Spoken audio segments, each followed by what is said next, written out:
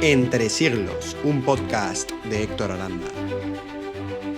Muy buenas amigos de Entre siglos, bienvenidos un día más a vuestro podcast de confianza, de historia, de filosofía, de geopolítica. Hoy tenemos con nosotros a un experto en oráculos griegos. Hoy tenemos con nosotros a Diego Chapinal. Antes de darle paso, os hago un breve resumen de quién es él. Doctor en Historia por la Universidad Complutense de Madrid, ha tenido carrera y recorrido postdoctoral en universidades de todo el mundo, en Dinamarca, pero sobre todo una universidad que seguro que os suena, que es la Universidad de Harvard, y a día de hoy profesor en la Universidad Autónoma de Madrid. Sin duda alguna, una de las personas que más conoce de oráculos griegos, que más lo ha trabajado. Así que sin más dilación, bienvenido Diego, ¿qué tal? Bienvenido a Entre siglos. Muchísimas gracias, Héctor, por invitarme y por estar aquí. Yo me apunto a todo, ya sabes. Sí. Esto...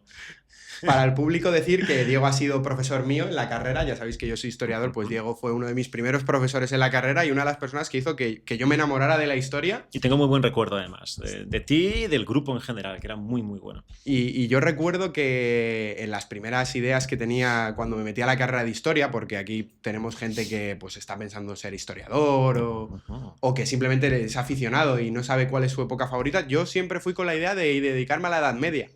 Y en el momento en el que descubrí el mundo antiguo, pues gracias a ti, entre otros, pues dije, no, mi seteo es Roma, mi seteo es el mundo clásico y es ahí donde tenía que ir. Así que fíjate cómo puedes cambiar la vida de una persona que tienes delante y que ahora se está dedicando a hablar del mundo antiguo. Sí, de hecho es muy típico cuando hablo con gente como historiador, hay veces que hablo con personas de cualquier ámbito del conocimiento y cuando les digo que soy historiador, me dicen, oh, mira, claro, tuve un profesor muy bueno o muy malo en el instituto y por eso me ha gustado siempre la historia, aunque no la haya estudiado, o no lo aguanto porque me parecía aburridísimo, porque por favor, este ya dejó aquí una cosa en mí que no soportaba la asignatura. Entonces al final te condiciona muchísimo, en el instituto y luego en la universidad, claro. Es curioso porque yo ahora que soy profesor y, ¿no? Como se dice, cuando seas padres comerás huevos, pues ahora lo notas mucho cuando de verdad te quieren tus alumnos y les gusta la asignatura con respecto a alguien que lo puede llevar peor o que pueden tener menos feeling o que simplemente la asignatura no les invita a trabajarla y desde luego se nota mucho. Diego, hoy entre nosotros tenemos un menú interesantísimo. Venga, vamos a recorrer el mundo griego, vamos a ver quiénes son los griegos, vamos a hablar de mitología, de dioses, de héroes, de criaturillas del bosque y vamos a hablar de oráculos. Y para hablar de oráculos, qué mejor que decirle al público que aquí tiene tu libro, se publicó ya hace 2 o 3 años. Si no recuerdo mal. 2023, ¿sí? Por estas fechas estaba en la fecha del libro. Recuerdo, esta edición es una edición de La Voz de los Dioses, una primera edición firmada y dedicada por Diego. Si os gusta la charla y además queréis profundizar más en el tema, pues que sepáis que en la descripción, tanto de este vídeo como de todos los clips, pues tenéis el enlace para poder comprar el libro y así poder informaros más sobre este tema que me parece absolutamente pues interesante. Pero Diego, vamos al grano. Venga, a ver. ¿Quiénes son los griegos? ¿Qué es un griego? Venga, a ver.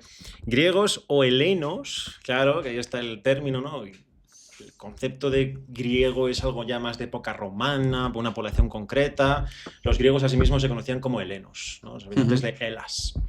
Son los que, digamos, tienen su origen en la península heládica, como la conocemos hoy en día, Grecia moderna, que incluía también las islas del Egeo, hasta Creta al sur, y Grecia también incluía, en ese sentido, la costa oeste de lo que hoy en día es Turquía. Lo que era Troya. Troya, por ejemplo, ahí está. Bueno, Troya también tiene lo suyo, porque Troya sería algo intermedio en la época micénica, en la del bronce, que son algo así como los protogriegos, sí. Pero los troyanos tienen muchos contactos con los hititas.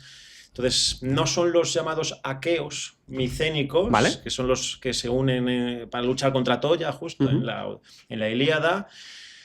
Pero bueno, sí que se sabe que hasta cierto punto tenían terminología griega o nombres griegos. Ahí se documenta, por ejemplo, un rey de Troya, de la Troya de hace ya 3200 años, llamado Araxandra, que de ahí viene Alejandro, claramente. Ah, claro.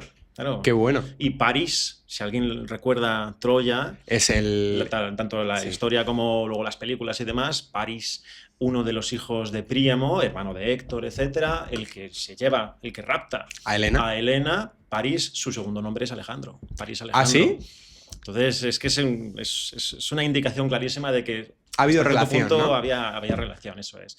Y luego lo que pasa es que el mundo griego se amplía, porque a partir de la época arcaica, pongamos a partir del siglo VIII, antes de nuestra era, antes de Cristo, los griegos, por diferentes motivos, sobre todo económicos, salen fuera. Bueno, económicos y sociales, salen fuera, van más allá de su territorio original, que es el sur de los Balcanes, Península Arábica y las Islas Egeas, y se expanden al oeste y al este. Llegan hasta nuestra península ibérica, ¿no? Con sitios como Emporion, actual Ampurias, Rodas, ¿no? Masalia, en Marsella. Claro, Hemeroscopeion, que puede ser Denia, ahí es donde se suele situar, ¿no? Que significa algo así como una torre vigía, quién sabe. No por el norte de África no mucho, pero bueno, sí tienen, por ejemplo, en Argelia, en Argelia no, en Libia, tienen, entre Libia y Egipto, tienen ahí la colonia de Cirene. Claro. Por todo el centro del Mediterráneo, Sicilia, Italia, fundan colonias y se van también hacia el nordeste. Cruzan el estrecho del Bósforo y Dardanelos, van más allá de Troya. ¿El Helesponto? El Helesponto y el Mar Negro. Y ya fundan ahí todo tipo de colonias que dieron lugar después a sus propios reinos, etc. O sea que tenemos aquí un mejunje muy grande cuando hablamos de quiénes son los griegos. Pero bueno, digamos que el origen está sobre todo en lo que hoy en día es la Grecia moderna. O sea, para que el público se ubique, Grecia, lo que hoy conocemos como Grecia, que es esa zona que está al sur de los Balcanes, pues vamos a decir, pegada a Egipto por el sur, que tiene la costa de Macedonia, ¿no? Tiene las islas de Creta, pues todas las islas que conocemos, las islas Cícladas, las islas del Egeo, y también se extiende por la zona del Líbano, ¿no? Toda la costa de Asia Menor. A ver, Líbano, claro, ahí ya sería entrar mucho en detalles. Hay una expansión por allí, no hay colonias griegas como tal en Levante, en la zona de Jordania, Líbano, etcétera, pero bueno, sí que hay contactos culturales, eso se nota, en los objetos que llevan. Pero si estamos hablando de que hay una disparidad de territorio tan amplia para una población autodenominada pues, a los helenos, ¿qué hace a un heleno? ¿Qué hace a un griego ser griego? ¿Qué diferencia a un ateniense de un tebano o de un espartano? Aquí tenemos sobre todo a dos autores muy importantes de la antigüedad, que son Heródoto y Tucídides, los dos que escribieron. Primero Heródoto, lo que viene a ser un poco la historia del siglo V en el mundo griego, las guerras médicas, cuando los persas tratan de conquistar el territorio heleno, y un poquito después, el panorama que queda después, con Atenas erigiéndose como la gran potencia, y después Tucídides, que recoge ese testigo y dice, pues ahora voy a contar la guerra entre Atenas y Esparta, la llamada guerra del Peloponeso. La primera guerra mundial del Mediterráneo. Eso, sí, más o menos es algo así, efectivamente.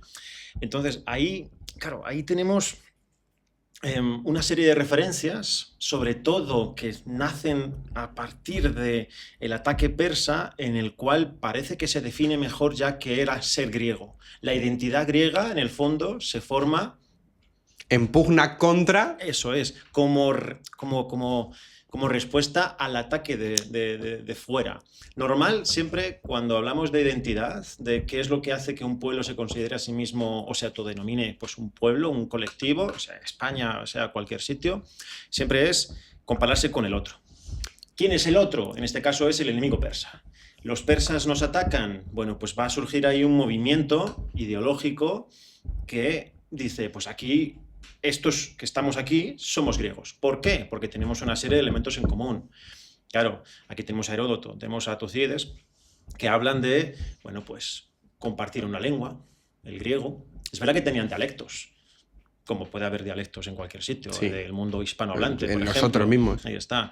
Hay una serie de creencias comunes en los dioses. El panteón, aunque había variaciones un poquito locales y regionales, todos en general creían en los mismos dioses. Costumbres, llevar a cabo X rituales cuando intentaban comunicarse con los dioses. Determinados festivales en los que solo podían participar los griegos, por ejemplo, los Juegos Olímpicos, ¿no? Claro, en relación con esto, lugares que solo visitaban ellos, santuarios específicos solo para ellos, etcétera, etcétera. Hay una serie de aspectos aquí que invitan a decir, venga, estos son los griegos, estos somos nosotros. Me parece muy interesante esta reflexión que haces, porque cuando se lo explico a los alumnos, y esto es algo que pues, en mi trabajo diariamente pues lo tengo que analizar, al final estamos definiendo un término nacionalista. Estamos intentando definir pues, lo que es un pueblo, ¿no? Y qué es un pueblo. Yo a los chicos les explico que la identidad nacional, pues eso, es una corriente, ¿no? ideológica que surge cuando caen las monarquías absolutas, ¿no? A finales del 19, bueno, mediados del 19, sí. Y les explico que es una necesidad que surge de definir lo que es lo nuestro. Para defenderse.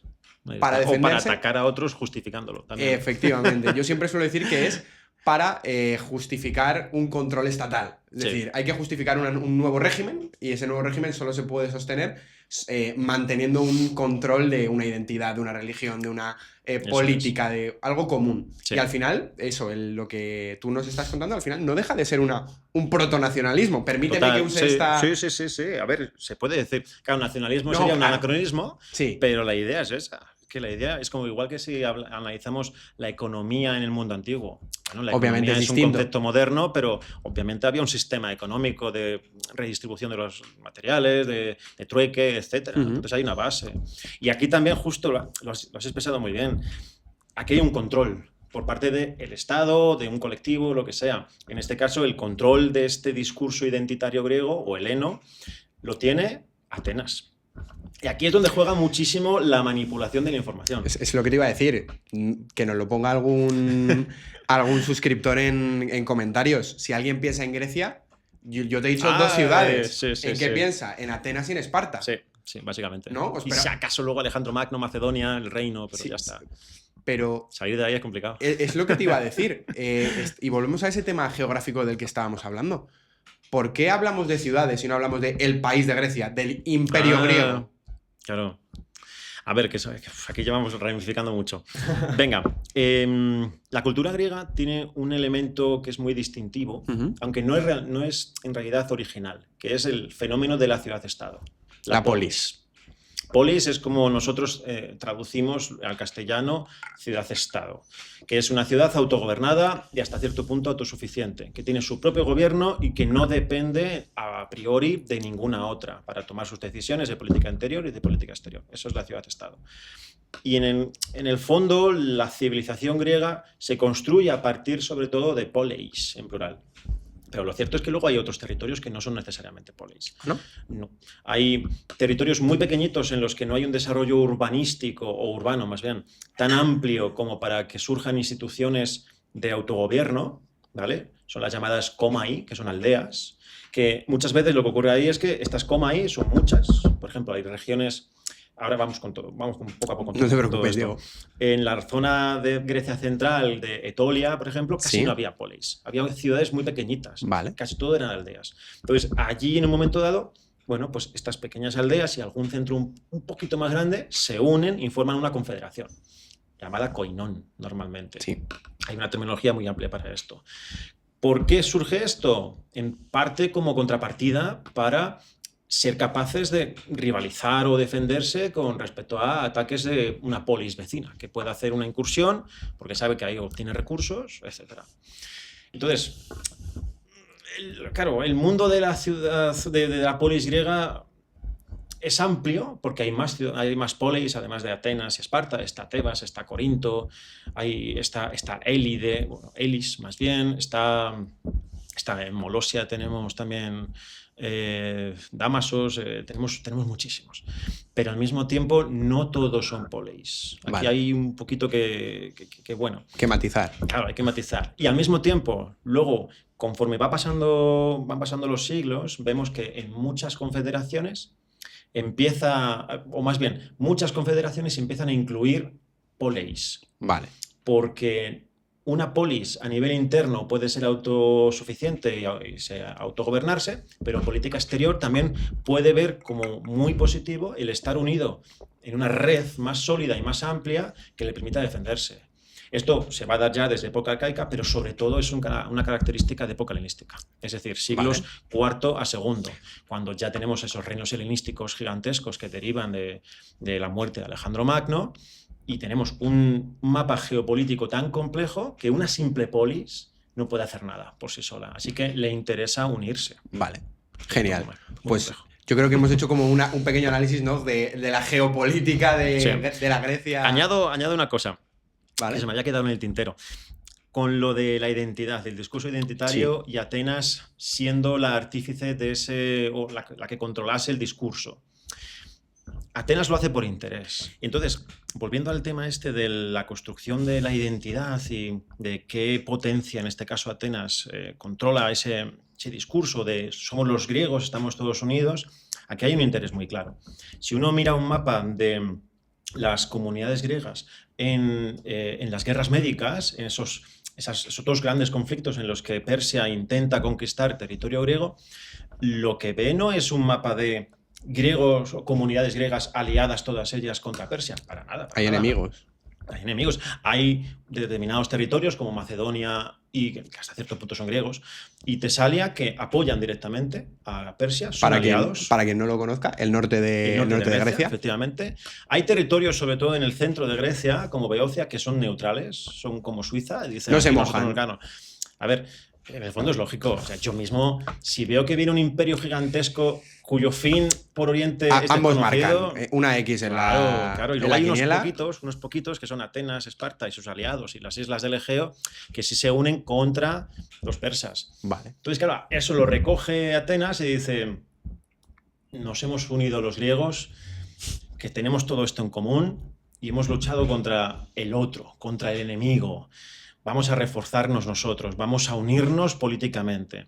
Y lidera, al final, porque lo que hace Atenas es liderar la llamada Liga de Delos, que es una especie de confederación que era como muy fluida hasta cierto punto, con la que en el fondo Atenas controla. No solo controla el discurso identitario, sino que controla la mitad del territorio de las comunidades griegas. Claro, porque interviene económicamente, militarmente y demás. Ahora hablaremos... Vamos a hablar de oráculos, tampoco quiero meterme. Claro, ya habrá tiempo. Si queréis que hablemos de este tema, pues Diego vuelve encantado para una segunda entrevista. Pero tú que estabas hablando de la identidad griega, hay un punto fundamental, bueno, dos puntos fundamentales que yo creo que uno deriva de otro, y al final es la religión griega. Si estamos hablando de religión, y lo han podido escuchar porque en el anterior podcast estuvimos pues hablando de todo el tema de la religión cristiana y demás, hoy vamos a hablar de otra cultura sagrada, que en este caso es la cultura sagrada de los griegos. Pero ¿dónde nace esa identidad? ¿Dónde nace esa cultura sagrada de los griegos? ¿De dónde viene? Vamos a empezar desde arriba. ¿Quiénes son los dioses griegos? Vamos a hablar de ese panteón. Venga, aquí esto lo podríamos analizar desde un punto de vista muy puramente histórico, ¿vale? Y luego desde un punto de vista un poco más espiritual. Vale. Claro. Desde un punto de vista histórico, antes ya he dicho que los micénicos son esos protogriegos de la Edad del Bronce. Son protogriegos en el sentido de que sabemos por sus textos, en lineal B, que hablaban una versión más antigua de griego. Eso se sabe. Vale. Y ahí tenemos precisamente ya una serie de divinidades, de dioses, que son Diwe, Zeus, que son Dioniso, que tenemos aquí a Posidao, que es Poseidón. Vale. Tenemos a Atena, que es Atenea. Tenemos aquí esta serie de dioses. La mayor parte de los dioses del panteón griego ya existía precisamente en la sociedad micénica. O sea que en ese sentido los podemos retrotraer a mucho más. Es una herencia cultural de esta cultura efectivamente, micénica, ¿no? Y desde un punto de vista ya quizá un poco más espiritual o de antropológico de cómo surge esto, en el fondo lo que tienen en común casi todas las divinidades del mundo antiguo, de Grecia, de los micénicos de antes, etc., es que están muy conectados con los elementos naturales. Esa es una de las claves. Es animista, ¿no? Sí. Claro, es animista en el sentido de que cada divinidad está representando o tiene como atributos el poder de la lluvia, los truenos, Zeus. Cada estanque tiene una ninfa. Los ríos tienen sus propios dioses. Helios, con Apolo ahí, es el que controla el sol. Selene, claro, la luna. Deméter con la agricultura y los ciclos de las estaciones mientras busca a su hija Perséfone, mientras está con ella de vuelta. Hablaremos etcétera. del mito de Perséfone. Hablaremos de estas cosas, claro. Que hay mucho. Entonces, claro, la religión se construye en el caso griego y en el caso de muchísimas civilizaciones del mundo antiguo a partir de lo conocido, que es la naturaleza en el fondo, y luego también el miedo a lo desconocido. Ya. En el fondo, yo suelo definir religión como concepto como más o menos una especie de sistema de creencias que permite a una comunidad explicar lo que se sabe y lo que no se sabe. Y lo que no se sabe sobre todo es el miedo a la muerte. Por eso siempre en todas las religiones hay algo que ocurre en el momento en que uno muere. Puedes ir al purgatorio, puedes ir al cielo, puedes ir al inframundo, lo que sea, pero siempre hay un ¿qué hay después de la muerte? A nivel antropológico podemos decir que en todas las culturas, y esto es curioso, ¿no? Porque pasa en cualquier parte del globo, en cualquier periodo del tiempo, que todas las culturas tienen un miedo irracional, bueno, vamos a decir, un miedo irracional a la muerte, y que en todas estas culturas, sea cual sea su religión, pues yo me defino como católico, yo no tengo ningún problema, ya lo saben los estos, pero todos tenemos ese ¿qué va a pasar después? Eso es. Los griegos también lo tienen, ¿no? También el Hades. Lo tienen. El Hades, claro, el Hades. Todas las ánimas viajan, o sea, bajan más bien, descienden ahí y no hay que pensar en una especie de inframundo, modo infierno en el que están sufriendo al estilo de Sísifo, Tántalo. Esos son seres mortales que han sido castigados. Era simplemente, bueno, pues que las ánimas están ahí y ya está. Que hay una especie de lugar intermedio por ahí al que van los héroes, vale, sí, pero eso en el fondo para los mortales no era algo que estuviera disponible. Lo importante, eso sí, era ir al inframundo siguiendo los rituales adecuados para que el cuerpo, o el ánima más bien, descansase. Si no se le deposita con la moneda o monedas ahí en los ojos o en la boca o en alguna parte del cuerpo, vamos a entrar en este punto. Venga. ¿Cómo es el viaje de un mortal que está en Beocia, que era carpintero, y de repente, pues bueno, al corral de los quietos, se nos ha muerto? Que si fuéramos griegos, ¿qué tendríamos que hacer? ¿O cómo sería su ritualística para ir al Hades? ¿Qué es lo que tendríamos que hacer? En función de la época, va a predominar o bien la inhumación, es decir, el enterrar el cuerpo como tal, o bien la incineración, que es quemar el cuerpo. Hoy en día tenemos un poco de todo también, de hecho. Allí va más un poco en función de la época. Y sobre todo, tiene que haber una serie de pasos, una procesión fúnebre, que muchas veces antes iba precedida de una especie de como este salón en el que estamos, el fallecido tumbado, que se vea, ¿no? Que está muerto. Se le vea, unas plañideras al lado que le lloran. Una laudatio, que es en Roma, ¿no? Una laudatio, ahí está. De hecho, lo de las plañideras es algo muy curioso porque eran mujeres normalmente contratadas para ello. Son profesionales de llorar. Pero eran profesionales. Y hace no tanto lo seguía viendo hasta en España, hace un par de generaciones. Bueno. Esto lo he hablado con estudiantes y alguna vez sí que me han dicho, pues mi abuela me dijo... Era llorona profesional. Algo así, sí. Y es que está en Egipto, está en Grecia, está en todas partes. Entonces, esa serie de rituales eran necesarios para que, digamos, el cuerpo ya abandonase lo terrenal, sobre todo el ánima, ya estuviese preparada para descender. Vale. Y aquí siempre se habla de eso, de descender. Entonces, se le lleva al cementerio de turno, se entierra al difunto. Hay una serie también de rituales allí, de depósito de ofrendas, de libación, es decir, derramar normalmente vino en su honor, y periódicamente esa tumba tenía que ser visitada para demostrar que se le recordaba. Tampoco hemos cambiado tanto, en el fondo. Es que al final es siempre una serie de pasos que tejen la vida social y la vida que en el más allá, en el fondo. Es que me parece muy interesante en el sentido de que lo que tú mismo has dicho, los rituales que a día de hoy más o menos tenemos estandarizados en la cultura española, porque nosotros somos españoles, ¿vale? Quien no se haya dado cuenta ya a estas alturas, bueno, somos de aquí, de España. Nuestra cultura y nuestra tradición al final bebe mucho la cultura grecolatina. Y todos los rituales de, pues, derramar una copa en honor del fallecido, que haya una pompa fúnebre siguiendo al difunto hacia en este caso, a que nosotros o enterramos o incineramos. O simplemente el hecho de ese velatorio previo en una estancia donde todo el mundo queda constatado o se constata que efectivamente ese muerto pues ha fallecido. Es que es muy similar y han pasado 3.000 años desde el mundo griego. Y posiblemente viene de mucho antes, claro. Porque ahora analizamos la cultura griega porque tenemos fuentes, documentos que nos hablan de ella. De los mecénicos casi no sabemos nada. Sabemos un poquito por la arqueología, pero ¿y de antes? Claro. Al final. Y luego entonces, digamos que el ánima, ya cuando desciende, claro, necesita tener esa moneda ahí a mano. ¿Un óvulo? Se la da un óvulo, ahí está, muy bien. Que se la da a Caronte, ese barquero que tiene la misión de transportarla al otro lado de la laguna Estigia, ¿no? Sí. Creo. Y ya, bueno, pues ahí puede descansar. Ah, y si no le dan la moneda, pues entonces se queda ahí vagando hasta la eternidad. Jo, macho, es que hasta para pagar hay que morirse, ¿eh? Sí, aquí vamos. A mí, una lectura que saco de esto, y ahora me dices tú, es que las divinidades griegas, tú venías diciendo que pueden haber castigos, que pueden haber conflicto. Yo lo veo muy distinto a la divinidad cristiana. En el sentido de que... Sí, hay un cambio de concepto ahí. Eso a lo que llamamos Dios, a día de hoy o en el mundo cristiano, es un ser, al revés, redentor y de paz. Sí. Pero en el mundo griego, y ahora entramos con el antropocentrismo, los dioses griegos, al revés, son elementos que castigan. Son dioses que no tienen una moral definida. Que castigan, que son caprichosos.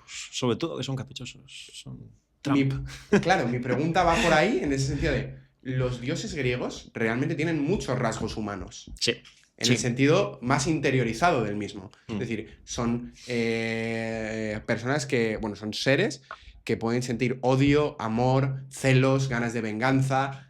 Vamos por ahí. ¿Por qué las divinidades griegas tienen una serie de características humanas? Aquí lo has planteado muy bien. En el cristianismo y en otras culturas, otras religiones normalmente monoteístas, es verdad que la divinidad, en mayúsculas, Dios, está en otro plano directamente.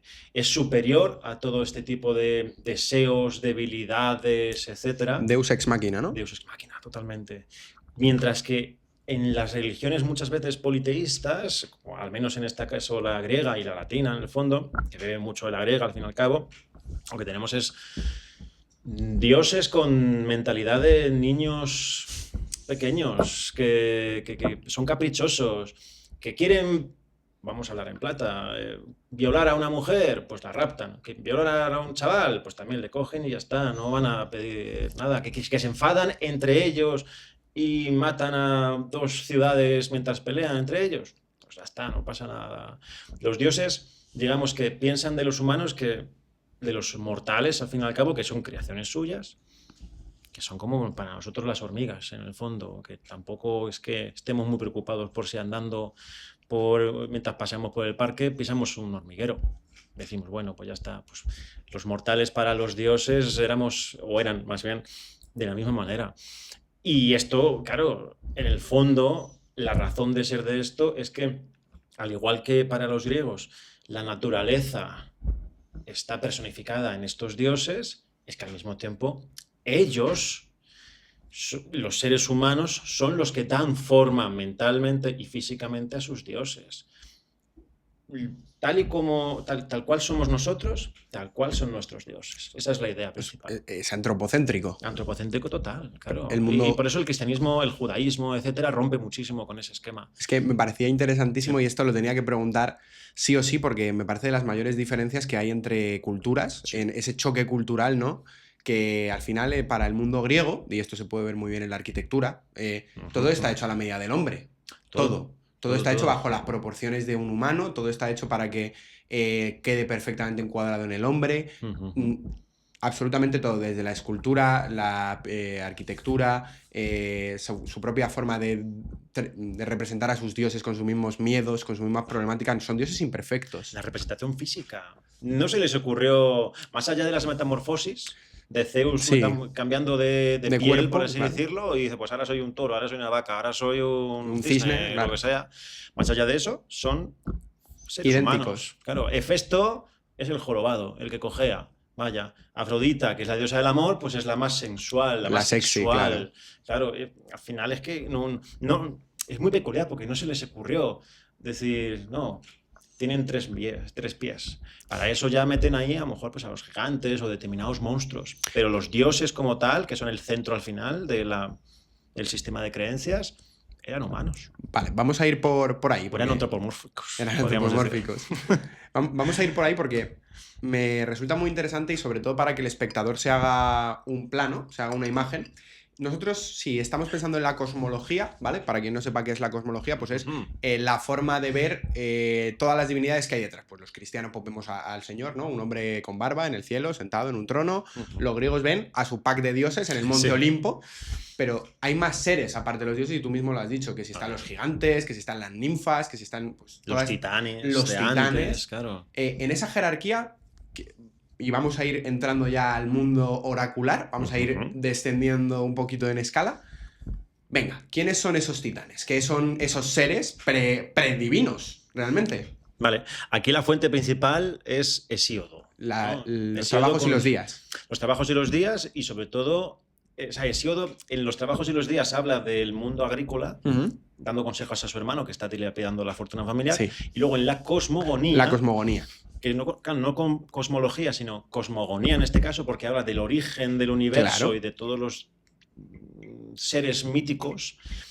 Ahí es donde tenemos esa versión, digamos, canónica de así se creó todo, así evolucionó y por eso así están ahora las cosas. Organizados los dioses. Vale. Con Zeus como rey o dios principal, como rey del Olimpo. Y los titanes están, bueno, pues atrapados, metidos en su cárcel, por así decirlo, porque han sido vencidos. Entonces ahí tenemos como 3 niveles. Primero estarían los seres primigenios que surgen de la nada, ¿vale? Como Gea, en el fondo, ¿la tierra? Eros, sí, Gea que es la tierra, Eros que es el amor o algo así, que sale... Hay diferentes versiones, si sale solo, si sale de la propia Gea, sería su hijo, una cosa rara. También aquí yo siempre intento explicar en clase que muchas veces es complicado de entender. Nosotros cuando pensamos en mitología griega, a lo mejor nos viene a la mente el libro de Robert Graves, Los mitos griegos, que sigue siendo el libro referente décadas después de los mitos griegos. Pero en el fondo, Robert Graves lo que hace es contarnos los mitos canónicos, los mitos que están aceptados. Que eran aceptados por todos. Pero luego cada región, cada pueblo, cada polis tenía sus propias variantes. Un ejemplo que suelo poner es el de Afrodita. Afrodita en Hesíodo, si no recuerdo mal, nacía a partir de el mito en el cual Urano, que es uno de esos grandes dioses iniciales, que había estado encima de Gea, procreando con ella todo el tiempo y no se apartaba, hasta que Gea cogió a su hijo Cronos y le dijo, mira, coge esta hoz y córtale que no tenga ganas miembros, claro, que no tenga ganas, que se vaya. Entonces pues se va, ¿ya? Y por eso Urano, que es el cielo, está en lo alto, siempre separado de la Tierra, y nosotros podemos vivir entre medias. Bueno, pues Cronos, cogiendo el miembro viril de su padre, lo lanza al mar y de esa espuma habría nacido Afrodita. Vale, pues ahí tenemos el mito canónico. Pero luego, en la región del Epiro, por ejemplo, que está en el noroeste de Grecia, Afrodita es hija de Zeus y Dione, que es una diosa menor poco conocida. Ah. Claro. Zeus se sabe que tiene 7 esposas a lo largo de su existencia, por así decirlo. Pero a Cronos, en todas las historias, le cortan... A Urano le cortan siempre. Sí. Lo que pasa es que no siempre sale de ahí eso. Vale. De ahí salen otras cosas. A veces la sangre que cae en el suelo, pues de ahí salen gigantes. Vaya. Por ejemplo, que es una de las versiones. Vale, perdona. Entonces, Afrodita es, pues eso, es un buen ejemplo de que lo normal, lo que se la suele representar es precisamente los cuadros barrocos. Sí, la Venus. La Venus de Milo, la concha, ¿no? Y todo esto. Saliendo del mar. Claro, ese es el mito canónico. Pero luego te vas a Dodona, ese santuario que es mi favorito, por supuesto. Ahora hablaremos de él, que está ahí en el Epiro, en el noroeste de Grecia. Y dices, anda, pues si Afrodita es hija de Zeus y Dione, fíjate. Y no son pocos los autores antiguos que lo mencionan. Lo que pasa es que no está en la versión canónica de Hesíodo. Joder, fíjate. Claro. Entonces, bueno, tenemos ese primer nivel, ¿no? De esos primeros seres. Los primordiales. Los primordiales, ahí está. Los primordiales, me gusta. Y precisamente en el momento en que Cronos consigue que su padre, Urano, se aparte de su madre, Gea, ahí comienzan a gobernar los titanes. Cronos, más bien Rea, Tifón. Bueno, Tifón es algo, aparece más tarde en realidad, es un titán, digamos, ya de los últimos. ahí tenemos una fase en la que los gobernantes de todos los seres mitológicos, de todos los seres que había, eran los titanes. Pero de nuevo, Cronos empieza a tener hijos y se los va comiendo.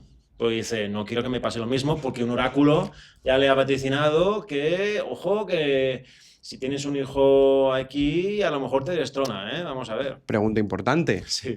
¿Hasta los titanes estaban sometidos a los oráculos? Sí. De acuerdo con la mitología, lo que el oráculo dijera iba a misa. Vale. Hablando en plata. Vale. Ahí sí, en la mitología sí. En la vida real luego ya veremos que bueno, la cosa fluye más. Vale. Pero en la mitología, que en el fondo es literatura, sí. Lo que vemos es que si hay un mito, si hay un oráculo, es decir, un vaticinio, una profecía, se tiene que cumplir. Vale. Y del mismo modo, si no se cumple, entonces tenemos esa moraleja de, pues le pasó algo malo porque no hizo lo que el oráculo había recomendado. Vale. Eso se va a traducir luego en la vida real, en la literatura sobre todo. Ya iremos con eso. Ok, entonces Cronos se zampa a sus hijos. Se van zampando a sus hijos por miedo a ser derrocado, efectivamente, y al final pues lo que ocurre es que le derrocan. La madre, Rea, esconde al último de sus hijos, que es Zeus, nuestro querido gran dios, ¿Sí? el rey del Olimpo. ¿En Creta? ¿En una isla? Le esconde en el monte Ida, efectivamente, en la isla de Creta, junto a unos seres llamados curetes, creo que eran, que estaban todo el tiempo dándole a los platillos para hacer ruido y que así Cronos no escuchase el llanto del bebé. Y le amamanta la cabra maltea, que tiene ese cuerno de la abundancia también, la representación de la fertilidad pura, etc. Y de ahí, bueno, pues ya tenemos a un bebé, Zeus, que va creciendo y termina siendo más o menos un copero de Cronos, vale. sin que él sepa que es su hijo. Y le da, bueno, pues en un momento le da un bebedizo, un veneno, que le hace vomitar y vomita a todos sus hijos. Y ahí tenemos la famosa titanomaquia, que es la guerra entre los titanes y los futuros dioses del Olimpo. Los olímpicos, ¿no? Los olímpicos. Qué bueno. Que son esos primeros hijos, Hades, Poseidón, Zeus, etc. Y luego ya se van a ir sumando algunos que van llegando poco a poco, Dioniso, etc. Vale, entonces ya tenemos localizados cuáles son los primordiales. Eso tenemos a los titanes, tenemos a los dioses. Y luego tenemos muchísimas divinidades. Menores. Algunas son, pues yo qué sé, las furias, por ejemplo, o las erinias, o las gorgonas. Suelen ser además muchas veces en grupos. En paques, ¿no? Etcétera. Que el número 3 les gustaba mucho. Es un número que siempre tiene muchísima importancia en la mitología, en diferentes culturas además. Y luego están los héroes. Los héroes, los claro, semidioses. Los semidioses sí, porque muchas veces estos héroes son hijos por parte de padre o de madre de un dios, ¿no? Pues Aquiles, por ejemplo, pues aquí tenemos a Tetis, su madre. Vale. Heracles, hijo de Hércules. De Zeus. Heracles de Zeus, claro. Pero no hijo de Hera. Pero no hijo de Hera, o sea, por Disney supuesto. No Disney. No. Eso, fíjate, estoy yo con mis hijos pequeños que a veces vemos películas de Disney y todavía no les he puesto Hércules porque no quiero, es que no puedo. Pero luego, igual que lo que decía yo antes, hay una serie de mitos canónicos y luego cada región, cada polis, cada comunidad tenía sus propias variantes. En el fondo, Disney, aunque se lo haya inventado, es que puede ser una variante del mito dice, bueno, como tal. O sea, que tampoco puedo yo criticarlo en ese sentido. Vale, entonces, no puedo ser purista. Por diferenciar lo que tú creo que has hecho el matiz, los héroes y los semidioses no son lo mismo. O sea, tenemos héroes que pueden ser humanos, sí. Simplemente humanos que un dios les ha elegido como su paladín. Sí, no necesariamente. En la Ilíada tenemos muchísimos héroes, por ejemplo, esa guerra de Troya, pero no todos son hijos de un dios. Vale. Son simplemente son mortales soldados que se sobresalen, sobresalen sobre el resto pues, por su capacidad. En este caso, por ser grandes guerreros, por ser muy inteligentes, etc. Vale, por ejemplo, Odiseo. Bueno, Odiseo... ¿O es hijo de algún dios? Ahora ya me estás pillando. Odiseo era hijo de una diosa. Yo no lo sé. O sea, hay tantas historias. Yo creo que no. Pero, no me acuerdo ahora mismo. Pero sí, estamos hablando de gente, ¿no? Que eran realmente paladines, que eran elegidos por los dioses, aunque no fueran sus hijos, para realizar grandes obras, para realizar grandes pues eso, acontecimientos. Lo has dicho muy bien, paladines. Porque los héroes, ante todo, solo pueden ser héroes si tienen el apoyo de un dios. Eso es clave. Ulises o Odiseo, ya lo digo, no hace falta ser purista con Odiseo es griego, Ulises es latín, no hace falta. Los griegos también decían Ulises en griego. ¿Ah, sí? No, sí, no pasa nada. Ya no sé si ahora mismo en la Odisea creo que intercambiaban los nombres y si no, ya en época clásica vemos textos que dicen Ulises. Vale. No pasa nada. Entonces, oye, Ulises, Odiseo, tiene el apoyo de Atenea. Otros dioses tienen el apoyo de Apolo, etcétera. Perseo, ¿no? Tiene el apoyo también de Atenea para acabar con la hidra. Sí, con la gorgona. Claro, sí, claro, esto es. Para cortarle la cabeza, ¿no? Y eso. Que tiene...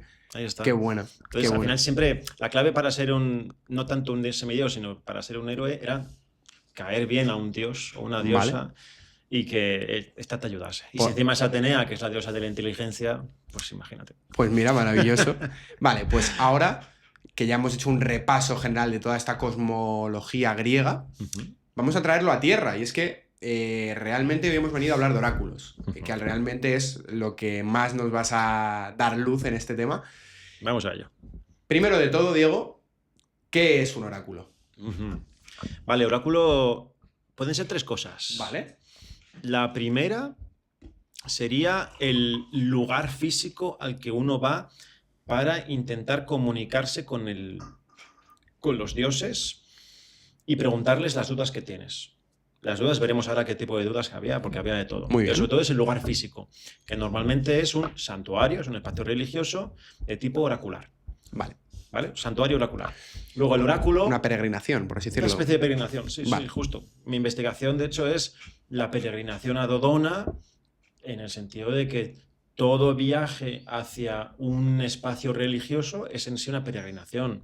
Aquí ya habría un debate sobre si la peregrinación al Camino de Santiago es algo puramente religioso o se puede ser un peregrino sin ir por motivos religiosos, etc. Vale. Pero bueno, al final siendo es muy un viaje prácticos y genéricos, viaje a un santuario. Sitio religioso, eso es. Vale. Eso es por un lado. Luego el oráculo también puede ser el mensaje.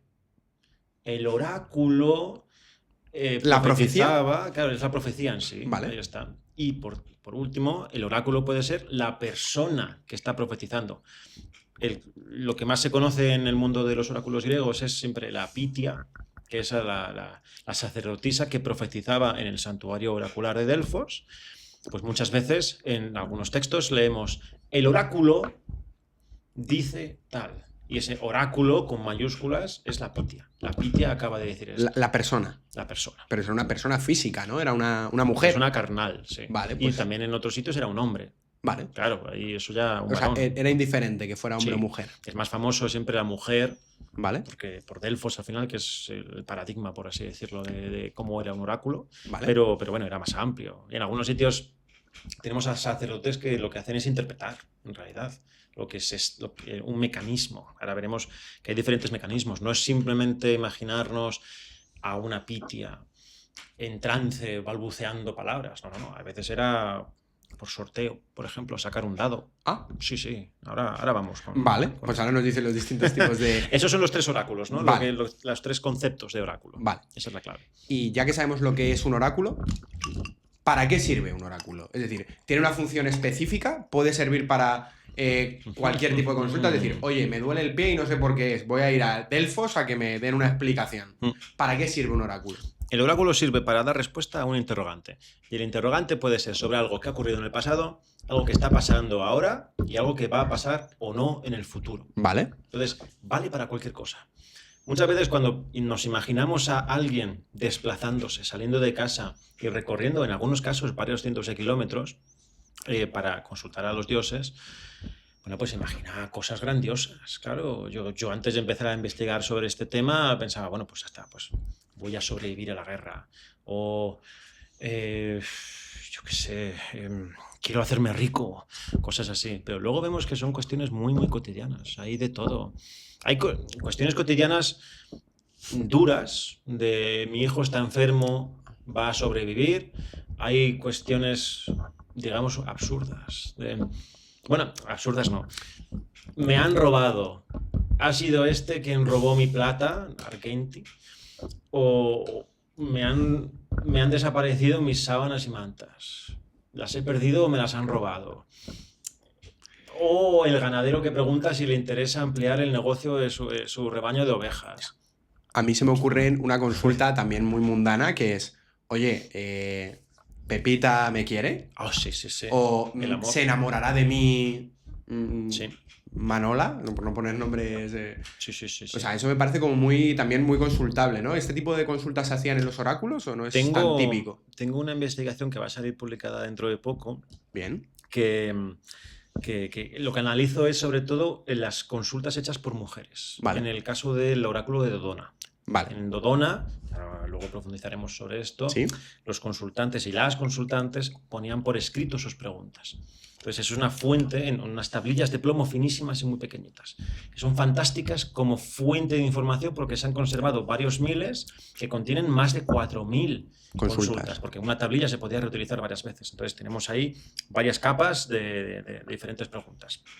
Entonces, en muchos casos sabemos que la consultante es una mujer porque dice su nombre y dice, voy a preguntar sobre esto. Vale.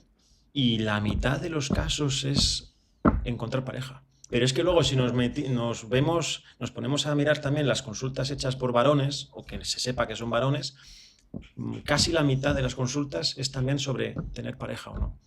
De voy a tener pareja, o me conviene casarme con esta persona, o vamos a tener hijos juntos, o cuestiones ya más complejas del estilo ¿el niño que está esperando mi mujer es mío o no? Cosas así. Vale. Y los dioses sabían la respuesta. Claro, porque como no la sepan ellos, ¿ves? Yo entiendo que hagan un peregrinaje de 200 kilómetros pues, para asegurarse que menos que decir, oye, a ver si ha pasado algo que no... De hecho, también tenemos consultas de esclavos en Dodona. Esto es algo que es único, prácticamente único de Dodona. En el resto de oráculos, como no se ponía por escrito o no se ha conservado, digamos que no tenemos claro si los esclavos podían ir. Pero en Dodona tenemos una serie de preguntas en las que una persona que dice su nombre, chico o chica, dice si quiere saber si va a ser libre. Apeleuceros. Eso significa que si le van a liberar. Si va a dejar de ser esclavo. O sea, ¿los esclavos podían hacer consultas en todos los oráculos? Esa es una gran pregunta.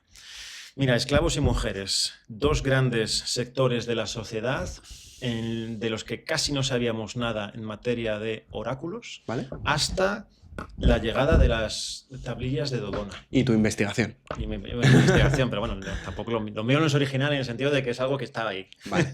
Pero verá que es algo que se ha publicado sobre todo en 2013. ¿Vale? Entonces teníamos unas pocas tablillas de Dodona. Desde 2013 tenemos más de 4.000 testimonios. Claro, de ahí hay una fuente de información bestial. ¿Qué sabemos de esclavos y mujeres en otros oráculos? Pues lo que sabemos que nos dice, por ejemplo, Plutarco, autor del siglo II después de Cristo, sacerdote de Delfos, es que las mujeres no tenían permiso para consultar al oráculo de Delfos. ¿Desde cuándo? No sabemos. A lo mejor desde siempre o no. Y los esclavos.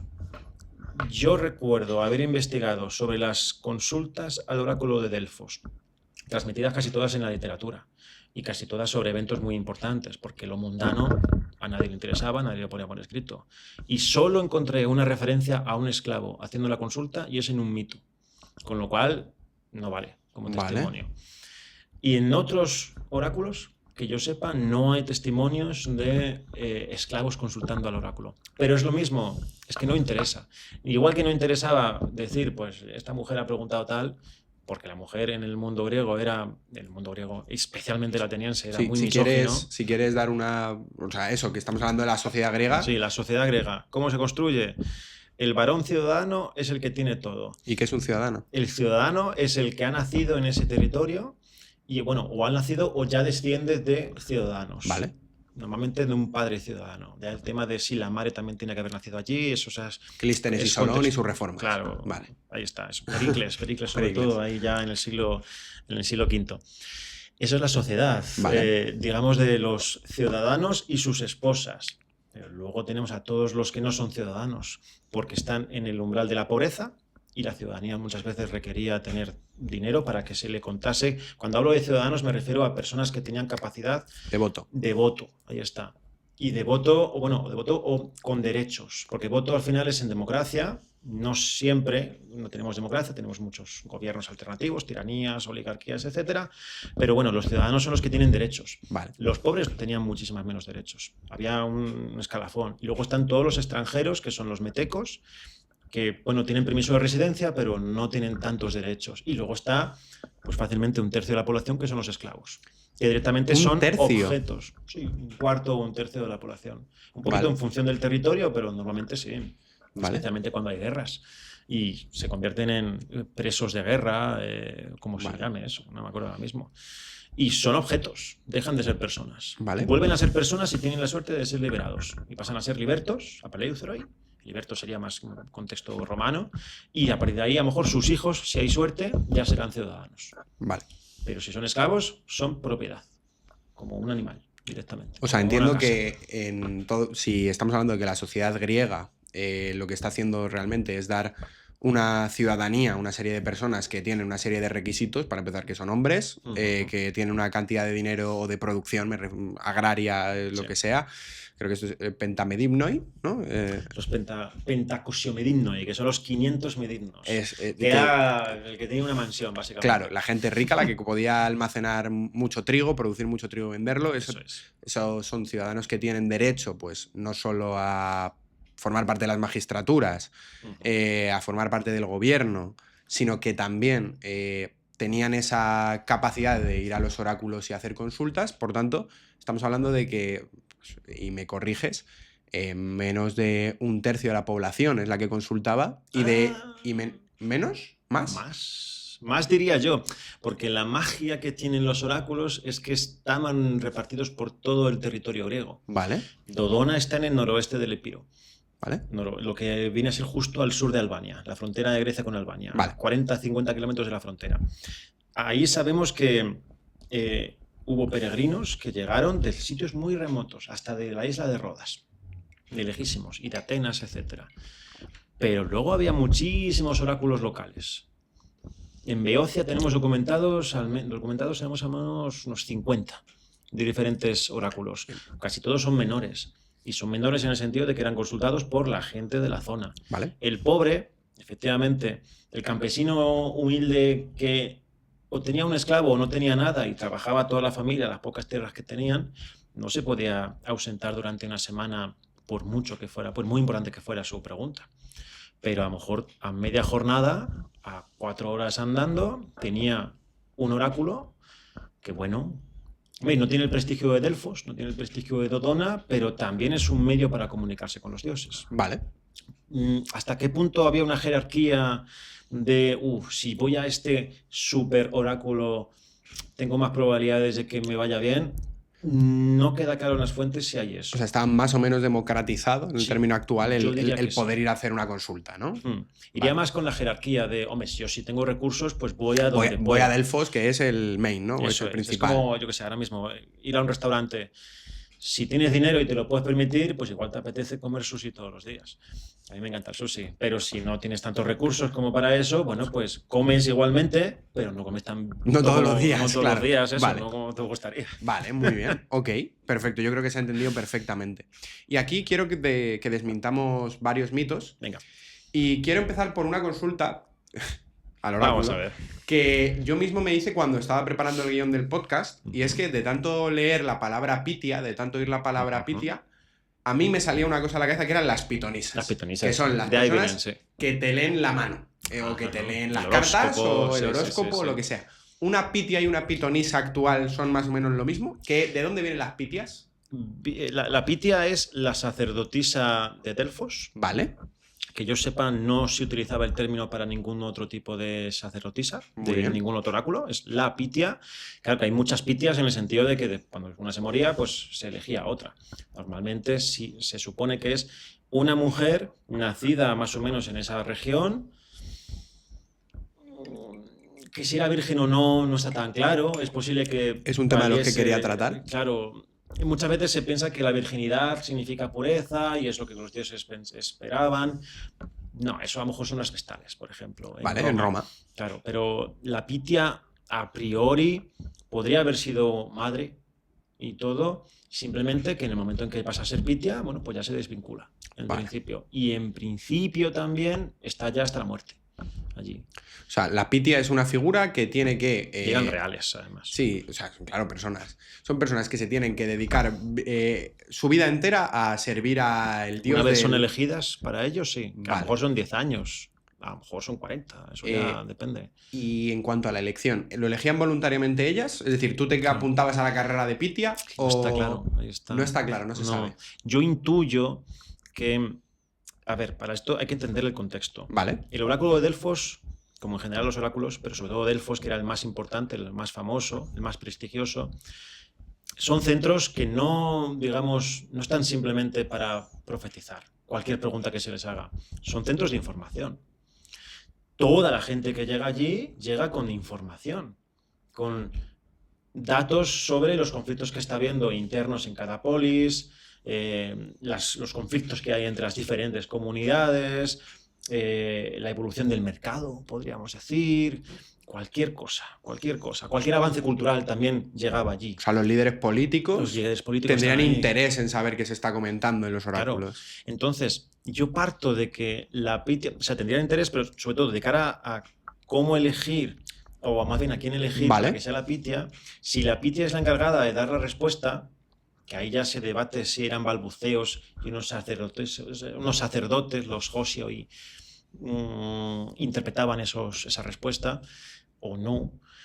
Bueno, pues ahí la Pitia necesita tener un nivel cultural alto. O sea, son personas de nivel cultural de cierto... Yo me imagino que la Pitia en general siempre se reclutaba, por decir reclutar, en el sector de la aristocracia de esa región, de la Fócide, o de la región inmediata al oráculo, al santuario de Delfos.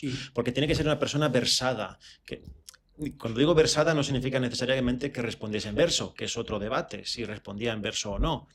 Eso es más literatura, yo creo, son construcciones a posteriori. Pero sobre todo tenía que tener un conocimiento amplio del mundo. Ahí está. Y aquí me surge a mí una duda de esto. Si es una persona de nivel... Bueno, me surgen dos realmente. Si es una persona de nivel intelectual alto, imagino que sabrá hablar todos los dialectos que lleguen a Delfos. Mira, hay una... En principio solo consultaban los griegos. Y si se sabe que Roma en algún momento envió alguna embajada a Delfos, pero hablando en griego, porque ya el contacto era suficiente en tiempo como para que hubiese gente de habla griega allí. Hay no me acuerdo cómo se titulaba, una comedia de Aristófanes en la que juega con los diferentes dialectos de los personajes. ¿Las avispas? No. Es que no me acuerdo. Puede ser las avispas. Yo creo que es las avispas. Sí. Que en función de la traducción que se haga, hay una muy graciosa que hasta cierto punto a cada dialecto en castellano, digamos la traducción al español, le da un registro más cercano al dialecto, bueno, a la lengua gallega, al catalán, a la lengua catalana o a diferentes dialectos hispanos también, porque el castellano es amplísimo. Es amplísimo en la península ibérica y luego ya ampliamos a Latinoamérica, muchísimos. Entonces, en general todos nos entendemos. El catalán, si se habla despacio, se entiende. El gallego también es muy musical y se entiende. Somos capaces de entendernos. O sea, no habría problema. Podría responder en su propio dialecto y se la entendería. Vale. Y del mismo modo, se le haría la consulta también de una manera comprensible. Vale. Claro, también ahí se debate hasta qué punto a lo mejor, incluso en Delfos, la pregunta se daba por escrito y quedaba luego archivada. Hay un archivo de consultas se ha encontrado el edificio y se ha identificado como tal. Lo que pasa es que no han aparecido las tablillas que tenemos en Dodona. No tenemos nada de eso. Entonces, no sé si es que yo entiendo que los destruían o que a lo mejor se apuntaban en un material que se perdiera. Un papiro, por ejemplo, que era lo más usual, lo más típico en esa época. Vale.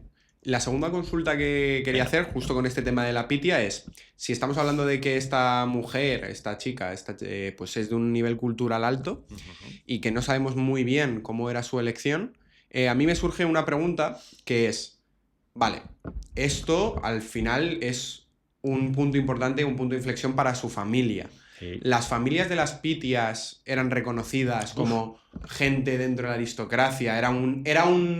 Es como decir, me he sacado una oposición, soy una persona importante en la sociedad. Quiero decir, es un reconocimiento importante para la sociedad esa persona. no te sabría decir si hay información en las fuentes sobre eso. A ver, por lógica, seguro que sí. Vale. La familia a la que perteneciese la Pitia, por lógica, tenía que tener seguramente un prestigio previo, vale, y después el prestigio de decir un miembro de nuestra familia es la Pitia. Y esto se puede, aquí podemos hacer un poco de análisis. Como decir, mi comparativo. hermano es cura. Mi hermano es cura, por ejemplo. Vale. Sí, sí, ¿no? Un poco. Sí. Vale. Mi hermano es el Papa. Imagínate. Por ejemplo. Porque el Papa actual tiene hermano, me parece. Creo que sí. Pues imagínate. Claro. Ahí está. De prestigio para la familia del actual Papa. Ahí está. Vale.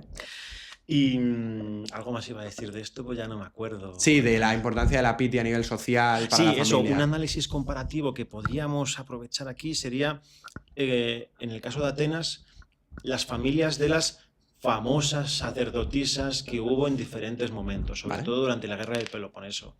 Sabemos de la primera sacerdotisa de Atenea Nike, elegida en contexto totalmente bélico, cuando Atenas está todo el tiempo luchando contra Esparta y sus aliados, etc. Que bueno, esa mujer, en principio, tenía hijos, tenía un marido y pasa a ser la sacerdotisa, etc. Bueno, pues el prestigio que iría para esa familia, por las fuentes se intuye que es alto, porque al final también, junto con el prestigio, está el poder caer en desgracia. Si una cosa se hace mal. Cuanto más subes, pues está. más alta es la caída. En el caso de las vestales, esos casos que hubo de vestales enterradas por sacrilegio, por haber tenido relaciones sexuales, por ejemplo, cuando está prohibido, pues eso es una mancha ya, un estigma, ¿no? para la familia. No solo para ella, sino para la familia. El avergonzarse de, ay, Dios mío, nuestra familia ha caído en desgracia. Por lo que y al final el mundo griego, yo no me quiero meter más en berenjenales, pero en el mundo griego el neuma, ¿no? Esa suciedad, esa mancha. Eso es. Hay que purificar. La catarsis. Claro. Esa purificación, eso es. Vale, pues mira, tú has hablado del contexto bélico. Venga. Vamos con la guerra y nos vamos a mantener en este oráculo de Delfos. ¿Por qué narices a todo el mundo que piensa en el mundo griego le suena el oráculo de Delfos? Y además, te digo otra cosa. ¿Por qué a mí me recuerda el oráculo de Delfos a la guerra de 300 de la película? ¿Qué hay ahí? ¿Qué vínculo hay que yo no he sabido leer? A ver. La verdad es que 300 ha hecho... Como fuente histórica, obviamente no sirve como fuente histórica, pero ha hecho muy bien, en el fondo, a la cultura griega, el estudio de la cultura griega, por el interés que ha generado. Cada vez que surge una película de este estilo, hay más gente que estudia historia o filología clásica, pensando en Grecia. Claro, luego en clase hay que explicar, y así lo hacemos en general los que damos clase de Grecia, que lo que hay en 300 no es la realidad. ¿Que hay un sustrato histórico, hay una parte que sí se basa en algo? Vale, sí, pero no es la realidad. Vale. De hecho, en este sentido, con la película que va a salir ahora de la Odisea, vamos a ver. Yo tengo miedo. Claro, el tráiler ya tiene una serie de cosas que... Las armaduras, pues, las armaduras, por ejemplo. Los templos cuadrados. Esto lo hablaba el otro día, que participé en una charla en la librería Áurea, para hablar de los lugares de la Odisea con Mario Agudo Villanueva, del legado clásico, es buenísimo. Y él mismo lo decía. Vale, es verdad que las armaduras que salen en la película, en el tráiler, pues son irreales, son siglos posteriores. Pero en el fondo, en las cerámicas, en los vasos griegos, elaborados en época arcaica, época clásica, época helenística, cuando se representan escenas de la batalla, de la Ilíada, de la guerra de Troya, los soldados llevan armaduras modernas, hoplitas, claro, las modernas de la época, porque no conocían cómo eran las armaduras previas. O sea, que en ese sentido es canon. Que ya se liaban los propios griegos. Por poner en contexto a nuestros oyentes, pues nada, la guerra de Troya sucede en torno al siglo XII, aproximadamente, ¿no? Antes de Cristo, y en época micénica. En el caso micénico, sí. Y lo que estamos hablando de época oscura, época arcaica, estamos hablando de... Claro, es verdad, se me olvida siempre las fechas. No te preocupes, del siglo VIII al VII antes de Cristo, es decir, unos 500 años después. Eso es. ¿Vale? Y ha habido después un tiempo en el que se les ha recordado, eso se queda ahí guardado en la memoria. La representación que se hace es con lo que llevaban en ese momento, que es con lo que conocían. El ejército hoplita. Ahí está. Pues, entonces, volviendo a 300. Volviendo a 300 y a Delfos. 300 nos habla sobre todo de ese famoso episodio de la batalla de las Termópilas. Contexto, guerras médicas, ¿vale? Inicios del siglo V. los persas están descendiendo, ya han llegado a Macedonia, el norte de Grecia, Salónica, digamos, por esa zona, ya han pasado por allí. Salónica no existe todavía, es Tesalónica actual, ¿vale? Lo digo para que la gente se sitúe. Van descendiendo y para seguir descendiendo hacia el sur necesitan pasar, como es una zona tan montañosa, por un estrecho muy estrecho, valga la redundancia, por un paso muy estrecho, que es el de las Termópilas. Termópilas significa literalmente las puertas calientes, porque además están justo al lado de la costa, que hoy en día el paisaje ha cambiado y ya está en el interior eso. Esa zona ya no tiene tanto agua. Pero bueno, en esa época es un paso que controla muy bien el movimiento. Vale. Y el ejército persa es enorme. Pero claro, 300.000, ¿no? Dice Heródoto. Sí, a ver, a las cifras luego ya... De hecho, en la Segunda Guerra Mítica ya se habla de 1 millón. No había 1 millón de personas. 150.000, claro. Pero 150.000 ya es una burrada. Es una barbaridad de personas. Y eso sí es bastante factible. Luego todas las comunidades griegas que se unieron, pues a lo mejor eran 50.000, 100.000. O sea que ahí ya... Pasa que el sistema bélico hoplita, la formación hoplita de los griegos es más poderosa. Vale. Entonces, en las Termópilas, lo que ocurre en la realidad es que varias comunidades griegas están ahí unidas y van resistiendo. En algún momento, en un momento dado, los persas reciben información de un tal Efialtes, a priori un pastor de esa región, una región que, por cierto, no se había opuesto a los persas, sino que era aliada, con lo cual es un pastor que, en el fondo, no estaba traicionando a los griegos. Claro, iba con los persas. Claro, iba con los persas, seguramente. Hay que ser lógicos con esto, ¿no? Vale. Ahora vamos con la representación del pobre Efialtes en 300, que es Quasimodo. Totalmente, sí. Entonces, cuando ya, por esa supuesta traición de Efialtes, los persas dicen, oye, que claro, aquí nos están bloqueando el paso, pero podemos dar la vuelta, sorprenderles y ya por fin vamos a seguir avanzando. Ahí sí, los 300 espartanos que habían sido dirigidos por el rey Leónidas, el rey Leónidas. Leónidas II, creo. Leónidas, ya no sé si es el primero. Creo que es el segundo. El segundo. Junto con algunos soldados más, se quedan para facilitar la huida del resto del ejército y que no muriesen todos. Y por eso se les va a recordar como algo glorioso. Porque la verdad es que es un sacrificio. Ellos sabían que iban a morir. Con esa idea del mundo espartano, del molon labe, de no vuelvas sobre el escudo o con el escudo, pero claro, no huyendo y sin el escudo por haberlo dejado tirado en tu vida. O con tu escudo sobre él, ¿no? Claro, eso. Entonces ahí mueren. Y claro, luego ya vamos con 300. Primero el cómic, que es donde ya le dan la vuelta a la tortilla de una manera increíble, y después la película, que se basa en el cómic, y tenemos una batalla en la que solo están esos 300 soldados espartanos y unos pocos arcadios que no son soldados. Que eres un pastor y tú, claro, pues un zapatero, no sé qué. Nosotros, ¿cómo somos los espartanos? Realmente el ejército espartano, hombre, es cierto que, bueno, para quien no lo sepa, la monarquía espartana es una diarquía. Es decir, hay dos reyes. Ahí está. Tenemos un rey que se queda para los asuntos interiores, ¿vale? En la Cedemonia, que es el territorio de los espartanos.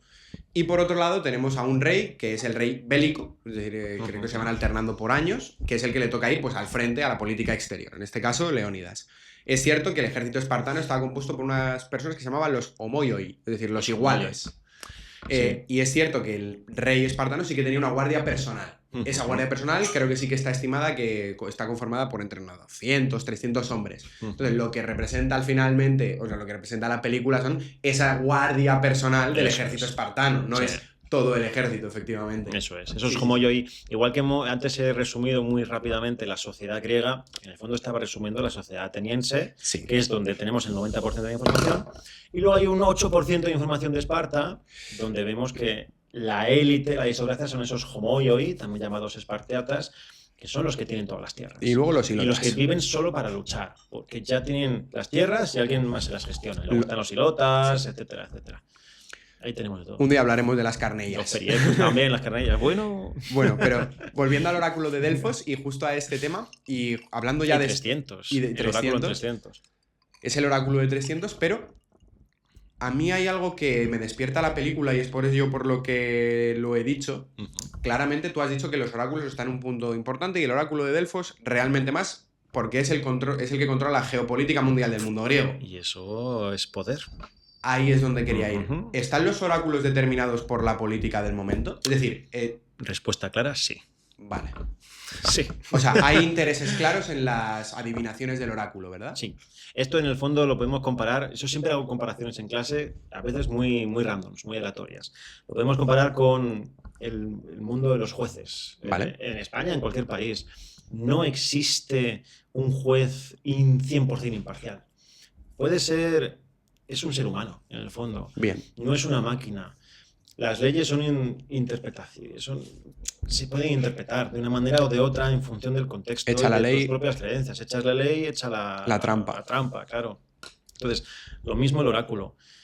El oráculo es un sitio, un santuario, a priori es un sitio neutral, y el oráculo, por lo tanto, debería ser neutral. Hombre, pues se supone que sí, pero la realidad es que no. Especialmente en sitios como Delfos, donde... Claro, pues tú lo has dicho. Hay un conocimiento muy completo de la geopolítica y se sabe que si el oráculo decía alíate con estos contra estos otros, era muy probable que lo hiciera. Entonces, hay documentados intentos de soborno, apitias, hay documentados sobornos que ocurren y hay documentados momentos en los que la pitia de... Bueno, cuando digo la pitia es porque suele ser la pitia en mayúsculas, pero también es el círculo de la pitia y los sacerdotes, claro, que influyen. Por ejemplo, Hipias, tirano de el Atenas, hermano de Hiparco. El hermano de Hiparco, hijos de Pisístrato. Hipias, en un momento dado, es apartado del poder como tirano de Atenas, ¿vale? Sí. Es apartado de allí. A partir de los tejemanejes que había entre Esparta, Delfos y una de las familias más importantes de Atenas, que ahora mismo no recuerdo el nombre, se me ha olvidado. Entre eso, digamos, ese eje, ¿vale? esa triple intente, sí. ese eje triangular, se organizan de tal manera que haya apoyos internos en Atenas para hacer caer a Hipias, ¿vale? Que el propio oráculo de Delfos esté diciendo... Hay que cambiar el... Claro, espartanos, tenéis que hacer algo para ayudar a Atenas. Y que los espartanos, claro, también querían y por eso participan de todas estas negociaciones. Y luego es curioso porque hay algunas fuentes que nos dicen que después los espartanos esperaban que Atenas fuera más cercana a Esparta y que los atenienses fueran más cercanos a Esparta, y la realidad es que Atenas no es más cercana a Esparta, sino que sigue teniendo sus propias dinámicas. Los espartanos se supone que diría... Finales de época arcaica esto, ¿verdad? Sí. ¿Está la tiranía en Atenas todavía? Sí, bueno, justo cuando termina la tiranía. Ahí está, un poquito antes de las guerras médicas. Vale. Claro, ahí está. Los espartanos dicen, pues para esto no nos habríamos esforzado. A lo mejor tendría que mantenerse aquí, tendría que haberse mantenido Hipias. Ahí está. Entonces, aquí el oráculo juega un papel importante. Pero fíjate, yo tenía entendido, y me corriges, y justo vamos a hablar de la guerra del Peloponeso, del oráculo de Delfos. Yo tenía entendido que durante esta guerra, bueno, quien no lo conozca, el conflicto de la guerra del Peloponeso es lo que hemos llamado antes la guerra mundial del Mediterráneo. O sea, es una guerra que pasa entre el 430 y el 406 aproximadamente. Más o menos, sí. Y que es una guerra que realmente lo que cambia es la forma de ver el mundo griego por completo. En plan, a partir de ahora hay dos bandos. Estamos en la Guerra Fría. En el fondo es el choque de los grandes bloques. Democracia versus oligarquía. Luego es más complejo, pero así simplificándolo, claro. ¿Qué modelo de gobierno, de autogobierno más bien, va a triunfar? ¿Queremos el modelo ateniense o queremos el modelo espartano? Pues yo tenía entendido y que el oráculo de Delfos fue muy influyente durante esta guerra. Y que además fue una guerra donde el oráculo de Delfos jugó un papel fundamental a favor de Esparta. Sí.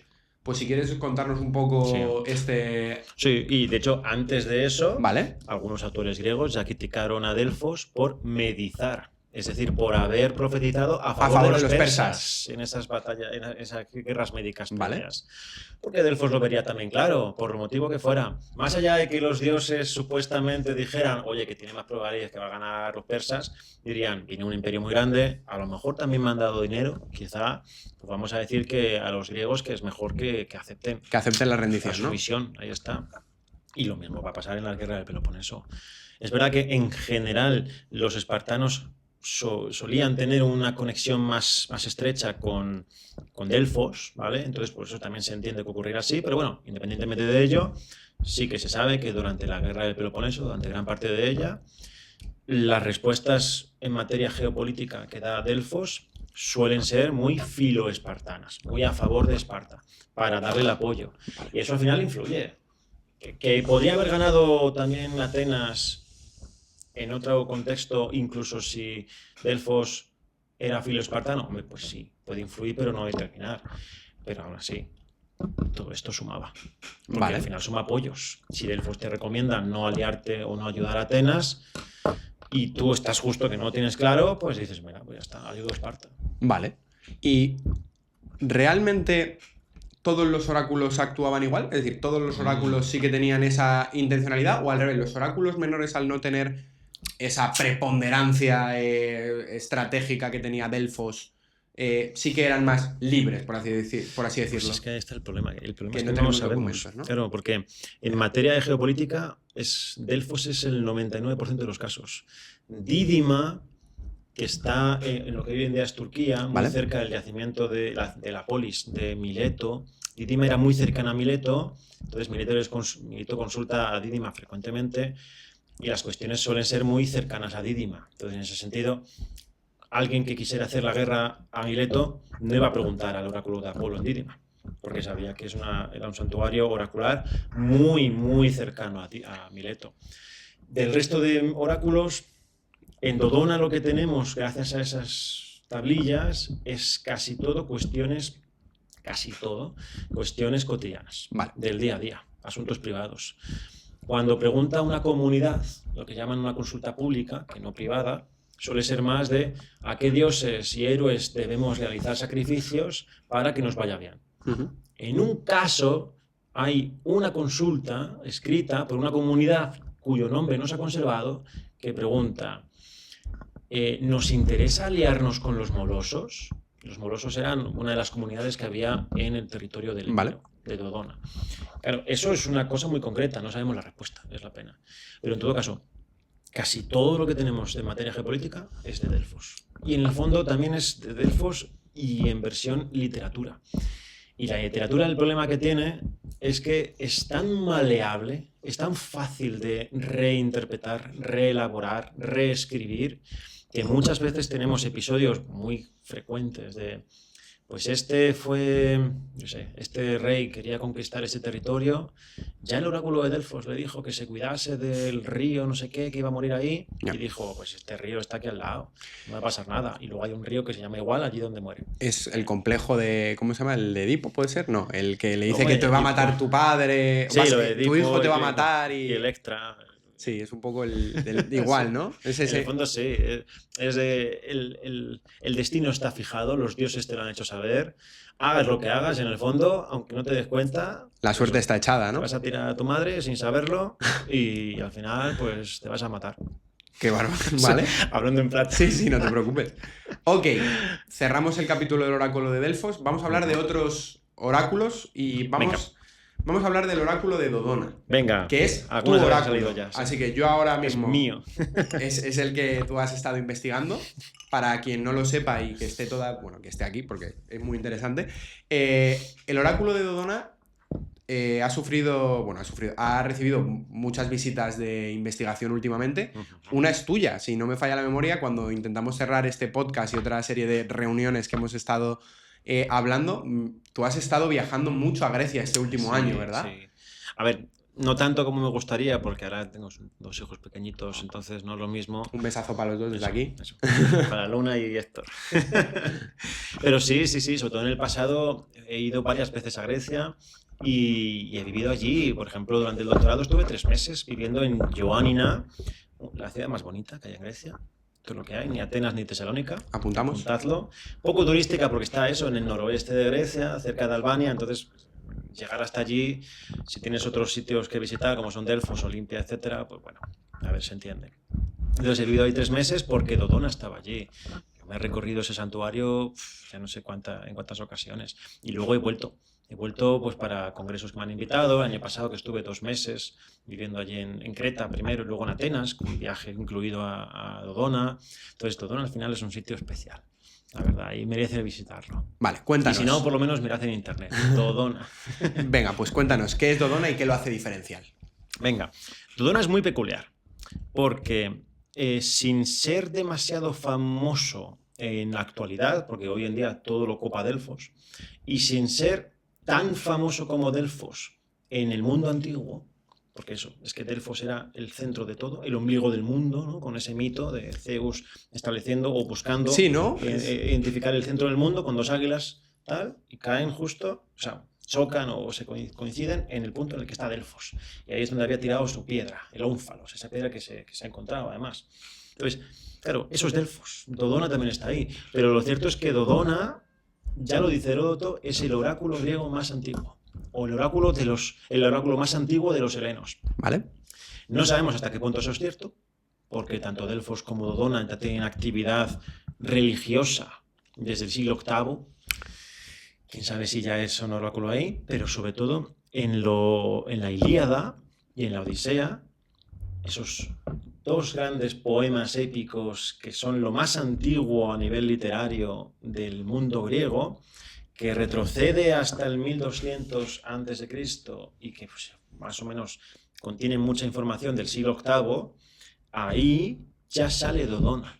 Ya sale Dodona sale Dodona y se habla de Zeus Dodoneo Pelasgo o pelásgico, que el concepto de Pelasgos estaba relacionado con seres primigenios que habían habitado allí antes de los griegos, etc. Entonces, ya que añadan una idea de Zeus de Dodona o Dodoneo, el antiguo, ya en los poemas más antiguos conservados, nos hace pensar que efectivamente Dodona es posible que fuera, si no el oráculo más antiguo, de los que más. Qué bueno. Y eso es la literatura. ¿Qué nos da la información arqueológica? El yacimiento. El yacimiento, claro, si lo comparamos con Delfos de nuevo, bueno, pues no es tan majestuoso, tan monumental. Es un yacimiento pequeñito. Vale. Tenemos una acrópolis amurallada que no se ha excavado. ¿Qué es una acrópolis? Bueno, eso es. En lo alto de una colina, ¿vale? Tenemos la ciudad alta. Vale. Acrópolis, ciudad en lo alto. Como la Acrópolis de Atenas, que ahí es donde está el Partenón, etc. Vale. En el caso de Dodona tenemos esa colina amurallada, una acrópolis, y ahí no se ha excavado, en el espacio dentro de las murallas. Se supone que ahí estaba la ciudad o el pueblo de Dodona. Debajo, en las faldas de esa colina, tenemos una serie de edificios, a priori los templos y, bueno, y un teatro, etcétera, que es donde estaba el santuario de Dodona, propiamente dicho. En las fuentes literarias nos hablan de un roble. El roble siempre fue el árbol por excelencia de Zeus. Igual que Zeus tiene el águila, igual que Zeus tiene el rayo, Zeus también tiene el roble. ¿Por qué el roble? Y no, a ver, me imagino porque será un árbol de la región. Sí, pero yo lo busqué en su momento y el roble, no sé hasta qué punto esto ya es antropológico, tiene lógica o no. Se supone que el roble es un árbol que atrae los rayos. Ah. Pero que no lo sé, lo leí y sí, la verdad sí. es que habría que verlo, porque yo me imagino una secuoya. Claro, cuanto más alto, ¿no? Más había en Grecia, en esa época, claro. Entonces los robles deben tener algo que son más propensos a conectar con los rayos, vale, o algo así. Entonces la literatura nos habla de un roble que era algo así como el elemento profético. Hay varios mitos que se refieren a cierto pastor que pasaba por allí y de repente el árbol empezó a hablarle. O bien que había una paloma, un pájaro, normalmente una paloma, que se posa en el árbol y la paloma o el árbol empiezan a hablar. Perdona que te interrumpa. Sí. Esto al final es muy propio del Antiguo Testamento. O sea, sí, Moisés vio a Dios en una zarza, ¿no? Eso es. Y el Espíritu Santo está representado por una paloma. Eso es. Quiero decir, naturaleza. A mí es... Perdona que haga este pequeño inciso, pero buena conexión. Más allá de que nosotros pues tengamos más fe o no, que yo creo que eso es algo personal y eso, yo no tengo problema en definirme como católico, hay muchas analogías entre la ritualística clásica, ¿no? Ese, como tú dices, el árbol, ese roble, esa paloma, que también son referencias en la Biblia y en las escrituras judías y cristianas. O sea, creo que eso es la literatura sagrada, ¿no? Que se llama, creo que hay que dejarla aparte, creo que tienen esa función pedagógica. Claro.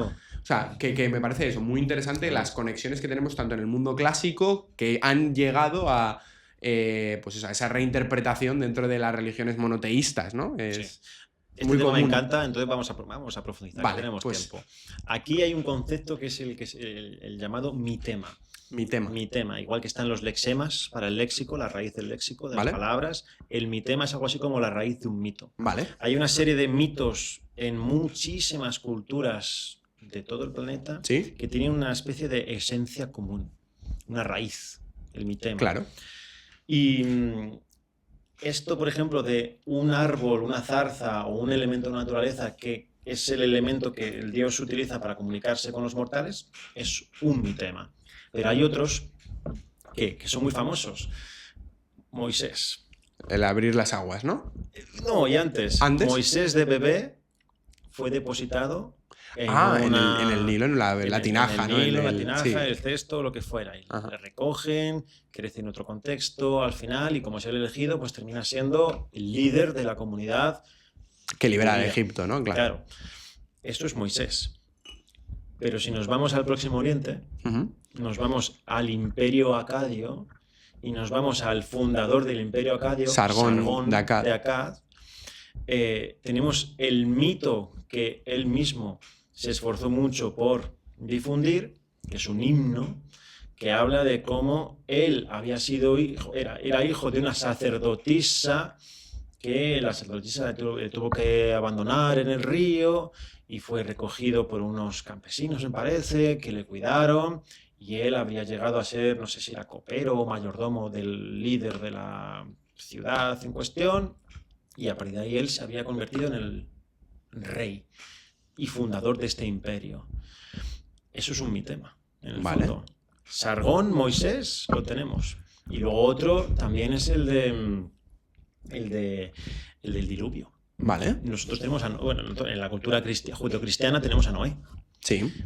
Noé, que es el elegido por los dioses para conservar ahí en una especie de arca, pues animales, unos pocos la familia, seres humanos, etc. Pero si nos vamos a la cultura sumeria, tenemos a Ziusudra, que es exactamente lo mismo. En la cultura acadia se llama Atrahasis. Y son contextos en los que lo que varía es los motivos por los que se produce el diluvio, ¿vale? Por portarse mal, porque los dioses se aburren, porque los seres humanos son muy ruidosos. Aquí ya depende un poco en contexto. Pero mi tema es un elegido para salvar a la raza humana y, en algunos casos, también conservar algunos animales y que no se pierdan todos. Qué bueno. Y luego está la creación del ser humano. La que se ve. Adán y Eva, bueno, pues Adán con barro, Eva la costilla, etc. Ya en las culturas sumeria y acadia, a partir del barro también se crea el ser humano. Y si nos vamos a los mayas, es lo que iba a decir, los estadios evolutivos, que es la generación de oro, la de plata, ¿no?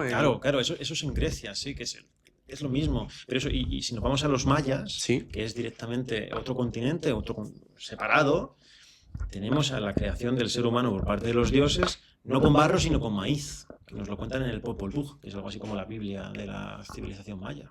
Qué maravilla. Entonces tenemos aquí una serie de conexiones que en el fondo la antropología comparada, la religión comparada, siempre es útil porque nos damos cuenta de que el ser humano en el fondo tiene una serie de esquemas mentales que incluso la separación de miles de años geográfica, como pueden ser dos continentes distintos, América, Euroasia, no ha evitado que sigamos teniendo cosas en común. Eso lo decía Levi Strauss, ¿no? Ese análisis estructuralista, ¿no? De que al final es más importante poder ver cómo funcionan todas las estructuras y las cosas que tienen en común, mucho más que meterse a estudiar las individualidades de cada una de ellas. Realmente eso me parece interesantísimo, y da igual desde la perspectiva en la que tú afrontes el estudio de un tema y con las premisas, con las que llegues, que te das cuenta de que ciertas divinidades, ciertas ritualísticas son innatas al hombre, y es un poco el vínculo que hacíamos al principio del tema. Naturaleza. Cuando hablábamos del origen de la religión, estábamos hablando de ese miedo irracional a la muerte que es común a todas las culturas, independientemente de cuál salgas, independientemente de dónde partas.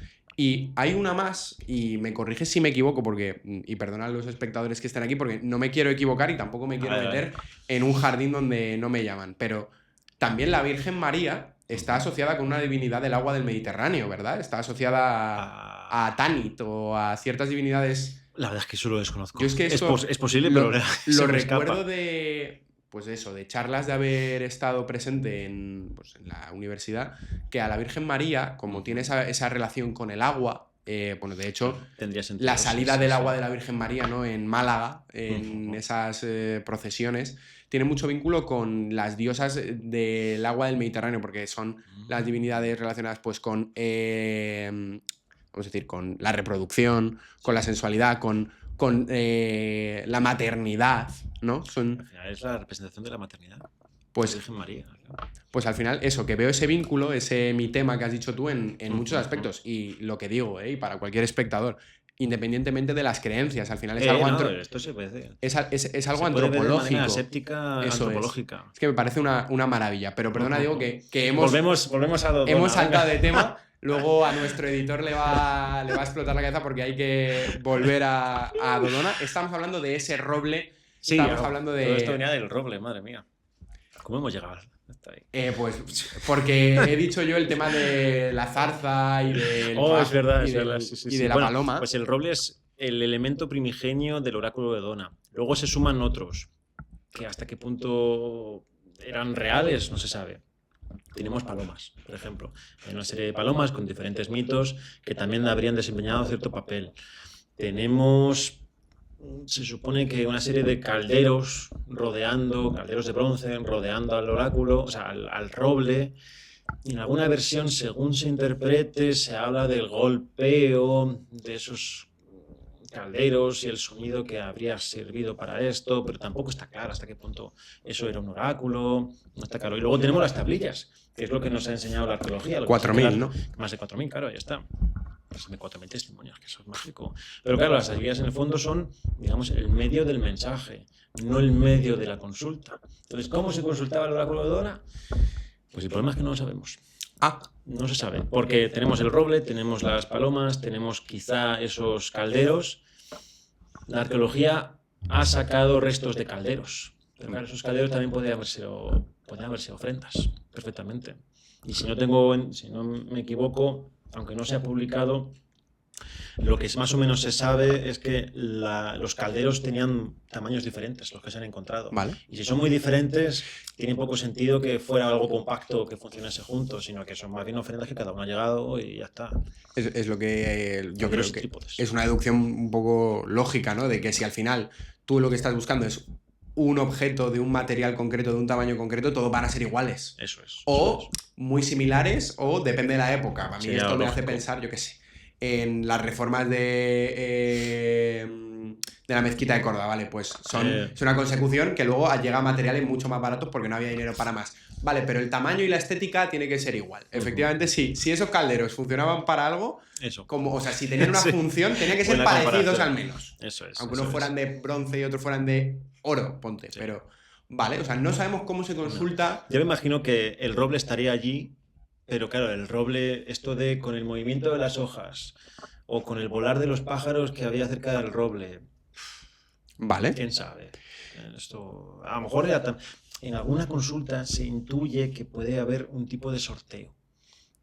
Y según el tipo de pregunta, es verdad que a veces que podía ser sí, no, o tal vez. Entonces, a lo mejor también era simplemente, pues venga, tienes estas tablillas aquí y sacas esta que pone, sí, pues ya tienes la respuesta a tu pregunta. O sea que es que luego eso fluye mucho. Y luego hay muchos oráculos diferentes, claro, es que vale. Tenemos de todo. Tenemos algunos que la literatura describe de manera muy sobrenatural, muy de hasta qué punto esto es real.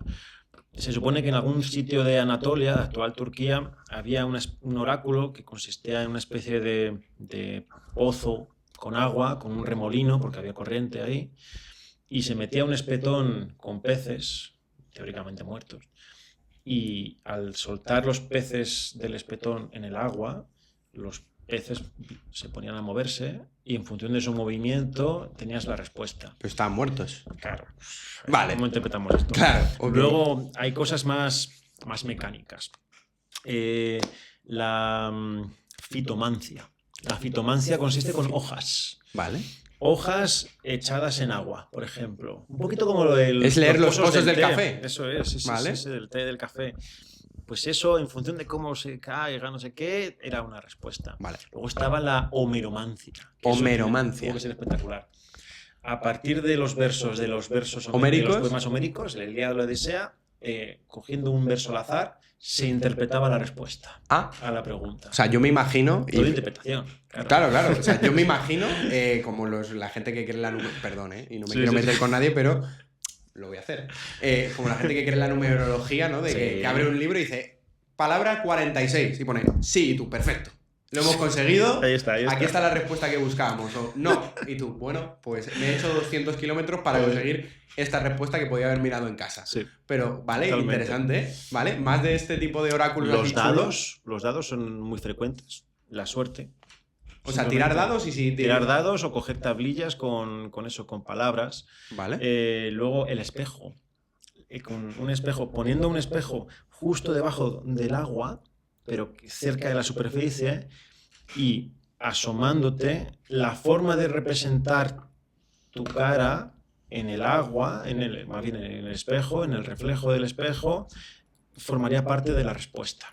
Y siempre lo normal es que haya un experto, un sacerdote o una sacerdotisa, que es quien interpreta esa respuesta. ¿Vale? Con eso se juega mucho con la ambigüedad, claro. Y aquí es otro debate. Las respuestas eran absolutas, sí, no, o clarísimas, o podían ser ambiguas. Es muy frecuente en la literatura, sobre todo, encontrarnos con respuestas del estilo, si me pongo el ejemplo, si un soldado pregunta si va a ir a la guerra y se va a morir, la respuesta puede ser, morirás, no vivirás. O coma, ¿no? Las comas. Coma, claro. Morirás, coma, no vivirás, o morirás, no, coma, vivirás. Pues en función de eso, entonces, ¿hasta qué punto eso es real? En la literatura tenemos muchos casos de estos, de no haber entendido bien la pregunta, o más bien la respuesta, de haberlo querido interpretar a su manera. Pero en realidad, si nos fijamos, casi siempre son moralejas. Hay una mala interpretación que lleva a que el protagonista, que muchas veces es un líder, un rey, etcétera, que quiere hacer la guerra, bueno, pues termina cayendo. Y su problema es que no ha sabido interpretar. En Dodona, por ejemplo, tenemos documentadas algunas respuestas. Y todo apunta a que la respuesta solía ser sí o no. O sea, era simple, era claro. Sí. Hay una pregunta que además se conserva la pregunta y la tablilla, y la respuesta en la misma tablilla. En principio. La pregunta es, ¿debería irme a Crotona? No, ¿debería seguir en Crotona o debería irme a otro sitio o algo así? Y la respuesta es en Crotona. Eso... ¿Que me quede o que me vaya? No, pero pues claro, si la pregunta es, claro. ¿me quedo en Crotona o me voy a otro sitio? Pues quédate, vale. Claro, ahí la verdad es que se puede entender bastante bien eso. Pues menos mal, porque algunos le darán respuestas muy ambiguas que al final no responden a nada. Es cierto que... Seguro que en algún momento la respuesta también era suficientemente abierta y ambigua. Como yo no me gustaría ser un rey de Esparta antes de ir a la guerra y tener que plantearme una consulta de ¿debo ir por este paso? Sí. Y si salía el no, por el motivo que fuera... Pues ahí realmente... Claro, eso ya... Y luego estamos en el tema de la fe. Desobedecer a los dioses. Si no haces caso, aunque haya interés político o no, si no haces caso, ya mal asunto. Y sobre todo si se consultan, mira, justo en este punto de consultas públicas, ¿no? Si un rey o un líder o un polemarco va a consultar al oráculo, una consulta pública de ¿debe el ejército de Atenas avanzar por el frente oriental, por ejemplo? Y esa consulta es pública. Y se sabe públicamente en la polis que la respuesta es que sí o que no. Claro, hay un condicionante muy grande, ¿no? Para esa persona, porque eran los griegos. Es verdad que ahora, en el siglo XXI, el ateísmo se está desarrollando mucho más y hay mucha salida a la fe, pero en el mundo griego ¿existía algo parecido al ateísmo? ¿Había mucha gente que no se fiara de los dioses? Aquí hay un investigador muy bueno que se llama Ramón Soneira, que está ahora mismo en Austria. Vale. Hizo su tesis en Alemania y ahora está de postdoc en Austria, en Viena. Su investigación se centra no tanto en el ateísmo como en el increísmo, ¿vale? Que es la no creencia en los dioses, pero al mismo tiempo construyendo una especie de discurso de un sistema de creencia en la no creencia. Vale. Es una cosa, es como entender el contexto del ateísmo como, bueno, muchas veces de hecho lo es, creer en la ciencia. En general, el ateo, yo, por ejemplo, soy ateo, pues yo digo, yo me baso más en la ciencia, en lo puramente científico. En cuestiones de fe, yo prefiero lo tangible. En ese sentido, mi sistema de creencias sería la ciencia, que luego también la ciencia tiene sus claroscuros. Claro. Sí, que había un sustitutivo, había un elemento que sustituía a las creencias del griego promedio. Eso ¿no? es. Y entonces, sí, en Grecia hay una comunidad, hay individuos que se pueden enmarcar en el ateísmo o en el increísmo. Y esto se da mucho, sobre todo en la filosofía. Claro, ahí ya habría con que los sofistas, ¿no? Los sofistas, hasta qué punto se acepta que los dioses están dictaminando ya o trazando tu destino, o si en realidad lo que tenemos es más una naturaleza, todo está formado por átomos, ¿no? Ahí estaría Demócrito. Y hasta qué punto esto es señal de que realmente hay algo, un ser creador, ¿vale? Y muchas veces, de hecho, en el propio mundo científico, el hecho de que todo encaje en física y química tan bien, más allá del planeta Tierra, el universo, también hace pensar a muchos científicos que, bueno, pues tiene que haber un ser ahí, una entidad creadora capaz de desarrollar algo tan perfecto. Sí, máquinas biológicas. Justo de eso hablamos en el anterior episodio. Mira. Así que, bueno, los espectadores que no lo hayan visto, lo estaré dejando por aquí arriba para que lo consultéis. Lo veré.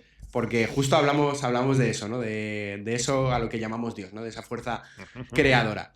Pero volviendo al tema oracular, y quiero ahora que vamos a las referencias, vamos a decir, de la cultura pop de los oráculos. Porque, Diego, yo tengo varias referencias para los oráculos que quizás no son las mismas que las tuyas. Vamos a ver. Pero a mí, yo si pienso en un oráculo, estoy pensando en Aladín, estoy pensando en ese oráculo que se invoca en un bastón, estoy pensando en las consultas oraculares de 300, estoy pensando en Matrix y estoy pensando en Vikingos, en la serie Vikingos, cuando le tienen que chupar la mano al hombre para que le hagan una consulta. Sí, verdad. Yo, todo este tipo de imaginarios es lo que a mí constituye un oráculo.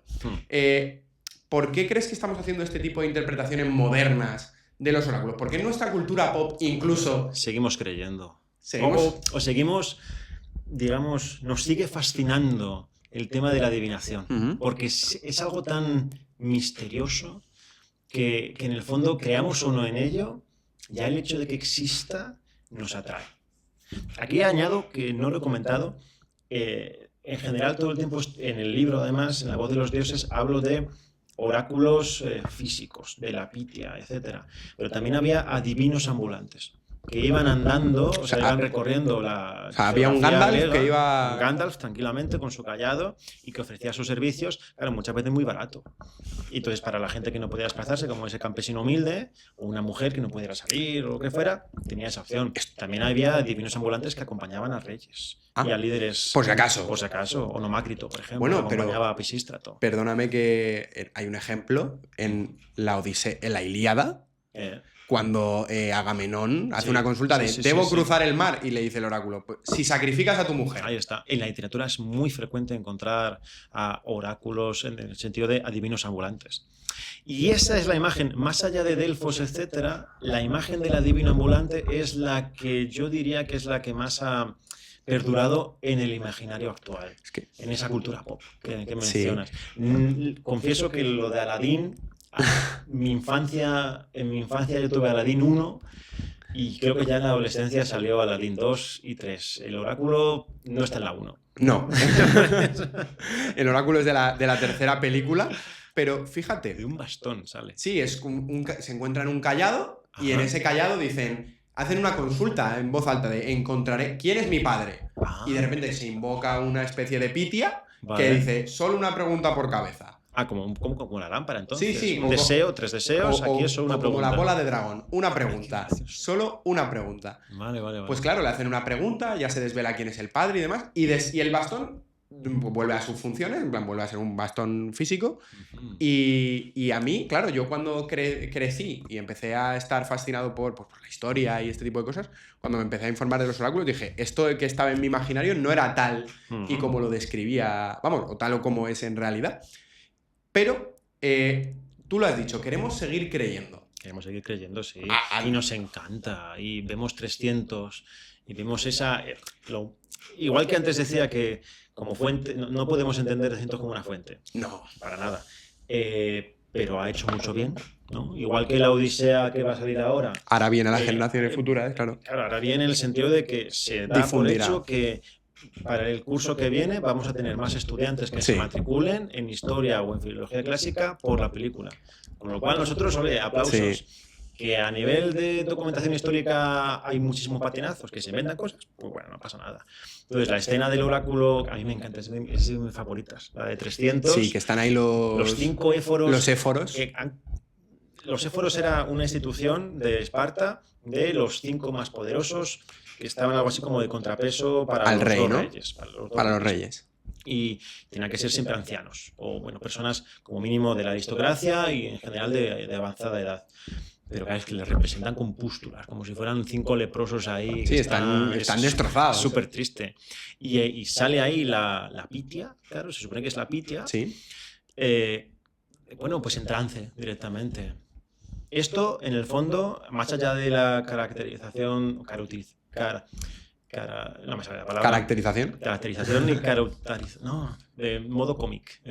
Caricaturización. Caricaturización. ¿Qué palabra? De los éforos. ¿Qué palabra? Más allá de eso, en realidad la escena de la Pitia sí coincide con las descripciones de algunas fuentes. De una mujer en trance por unos efluvios que inhalaba, etc. Que la realidad puede ser diferente. Yo creo que, más allá de que pudiera drogarse o lo que sea, tenía que ser muy buena actriz. Si de verdad... Pero también hay un debate sobre si veían a la Pitia los consultantes o si se tenían que quedar ahí atrás. Y que luego salía a la consulta. Claro. Si es verdad que la veían, hombre, pues tenía que hacer una muy buena puesta en escena. Y no hay droga que pueda funcionar todos los días en este tipo de situaciones. A las mujeres acabarían muertas, claro. Claro, aparte que vivirían meses, poco más. Entonces, pues una muy buena actriz. Anda que no tenemos actrices buenas en el mundo. Pues la verdad que sí. No costaría tanto que una Pitia lo hiciera. Y en la actualidad, sí. Es que lo que decíamos, seguimos creyendo. Sí. O sea, no solo en adivinación, consulta, joder, quien ponga... Enséñame la mano, a ver. Claro, de esa línea es la línea de la familia o del amor o el tarot o el horóscopo. O sea, de hecho, a día de hoy no es para nada siguen raro. Los periódicos, el horóscopo. Es lo que iba a decir, en los periódicos de tirada nacional, en los diarios, puedes leer tu horóscopo, puedes ver si eres ascendente en Tauro, puedes ver lo que sea. ¿Por qué crees que pese a que han pasado 2000 años, o más, sí, 3000 años, ¿por qué seguimos creyendo en estas cosas? ¿Qué es lo que tiene de atractivo que queremos una respuesta ambigua a algo que no sabemos su respuesta? ¿Por qué crees que tenemos eso? Pues es que justo tu pregunta es la definición perfecta. Es necesitar que haya algo más allá de la ciencia pura, digamos, que nos pueda dar respuesta a interrogantes. Yo el único horóscopo que leo es el del Mundo Today. Yo soy muy fan del Mundo Today y siempre tienen horóscopos, además siempre es Leo, no sé qué, Leo o te va a caer un piano encima, por ejemplo. Y tu vaya. Me encanta. Porque ya lo hacen en modo... Es sarcástico. Mundo Today, es todo sarcástico, a nivel político, social, económico, lo que sea, cultural. No sé qué porcentaje de la población mundial cree en los horóscopos, cree en la astrología. La astrología. Sí, porque la astronomía es la astronomía, sí, la ciencia, los astros, sí. La astrología es, pues la alineación de las estrellas, mira Tauro, todo esto. Hay un porcentaje de la población alto, la verdad, que cree. Yo no, pero bueno, entiendo desde un punto de vista antropológico que siga existiendo ese tipo de creencias porque es lo desconocido. Y si hay algo desconocido, es muy difícil. Una vez lo hablé con una amiga. En el fondo seguimos teniendo una visión muy antropocéntrica y muy terracéntrica, diríamos, ¿no? Geocéntrica sería. Nosotros somos el centro del universo. Por mucho que se haya aceptado ya, y es obvio que la Tierra gira en torno al Sol, en el fondo seguimos pensando que somos el ombligo la Tierra del mundo. Es el ombligo del mundo, del universo. Y por eso identificamos, constelaciones de estrellas que no están conectadas entre sí a nivel físico real, porque están a miles y millones de años luz de distancia entre unas y otras, pero desde el punto de vista de un habitante de la Tierra, claro, pues sí, forman una constelación. Forman la Osa Mayor, forman el Arquero, forman... no me sé los nombres. Yo tengo dos reflexiones sobre esto. La primera, más histórica o historiográfica. Creo que en el mundo antiguo, al final, y esto lo dice Arthur Eckstein, que yo creo que es de los historiadores que más me gusta a mí para este tipo de temas, habla de ese estado de anarquía en el Mediterráneo, a finales del Bronce, principios del Hierro, donde ningún estado conoce muy bien qué está pasando en los otros y necesitan una respuesta concreta a cuestiones filosóficas, materiales y sobre todo de guerra. Es decir, necesitamos una respuesta real a qué está pasando en los otros sitios y por ello vamos a hacer estas consultas. Y eso me parece muy interesante de esa reflexión de Arthur Eckstein. Pero realmente yo lo que pienso, o a la reflexión que he llegado con los años, que ha ido cambiando mucho a lo largo de los años, es que realmente el hombre tiene como una serie de preguntas internas, que es el de dónde venimos y a dónde vamos, que son tan profundas en nuestra psique que necesitamos darle respuestas. Sí. Y la ciencia no te da todas las respuestas. La ciencia nunca te va a dar todas las respuestas. La fe, yo creo que tampoco, es decir, creo que es al revés, es un camino en el que tienes que vivir y tienes que construir, pero fíjate... Te ayuda a aceptar. Te ayuda a aceptar, pero fíjate, yo creo que cualquier persona que... Bueno, y esto ya es proselitismo, ¿vale? Voy a hacer una pequeña llamada a mi comunidad católica. No, pero es cierto que cuando tú estás cerca de la fe, me da igual, de la fe católica en este caso, sientes que las respuestas se van a venir de un sentido divino, es decir, que hay una interpretación más allá. Con el siglo XIX y sobre todo con Nietzsche, ese superhombre, dice que Dios ha muerto y que es el hombre el que lo ha sustituido.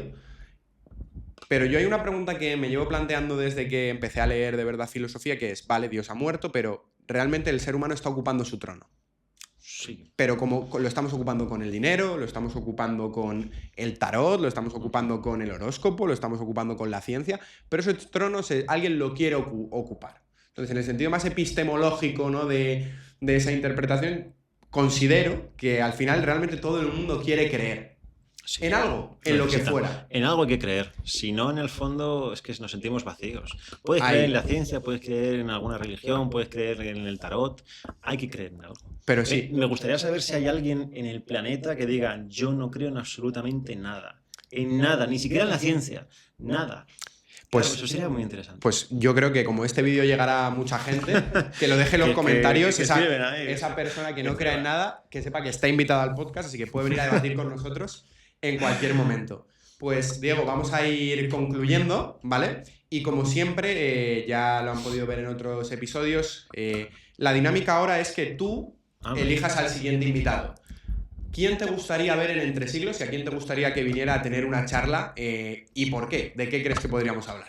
Pues mira, yo recomiendo a un muy buen amigo que también trabaja en el mundo académico, en la investigación, que se llama Sergio España Chamorro. Sergio España Chamorro. Actualmente es profesor, Ramón y Cajal, contratado investigador Ramón y Cajal en la Universidad Complutense de Madrid. Vale. Allí hicimos, en cierto modo, la carrera juntos, etcétera. Luego él también se ha movido, ha vuelto.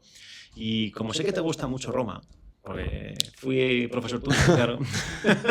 Por lo que sea. Por lo que sea. Sergio España es el candidato perfecto para hablar de el mundo romano en Hispania, ciudadanía, los textos latinos que nos cuentan, ¿vale? Y sobre todo la zona de la provincia de la Bética, lo que viene a ser Andalucía un poquito. Vale, pues... Y él podéis ahí elegir bastantes temas de los que hablar. Pues desde aquí, Sergio, estás más que invitado. Diego nos pondrá en contacto próximamente. Pues nada, Diego, yo voy a despedirme de mis suscriptores, vamos a despedirnos de esta comunidad. Muchas gracias por estar aquí, os recuerdo que os podéis suscribir, pero como siempre la despedida es del invitado. Diego, es tu turno de decir lo que quieras a la cámara, el micro es tuyo y la cámara también. Bien, yo, bueno, sobre todo quiero agradecer a Héctor por invitarme. A mí me ilusiona mucho siempre que veo a estudiantes muy proactivos, muy, digamos, emprendedores, ¿no?, que es la versión más comercial de ese concepto.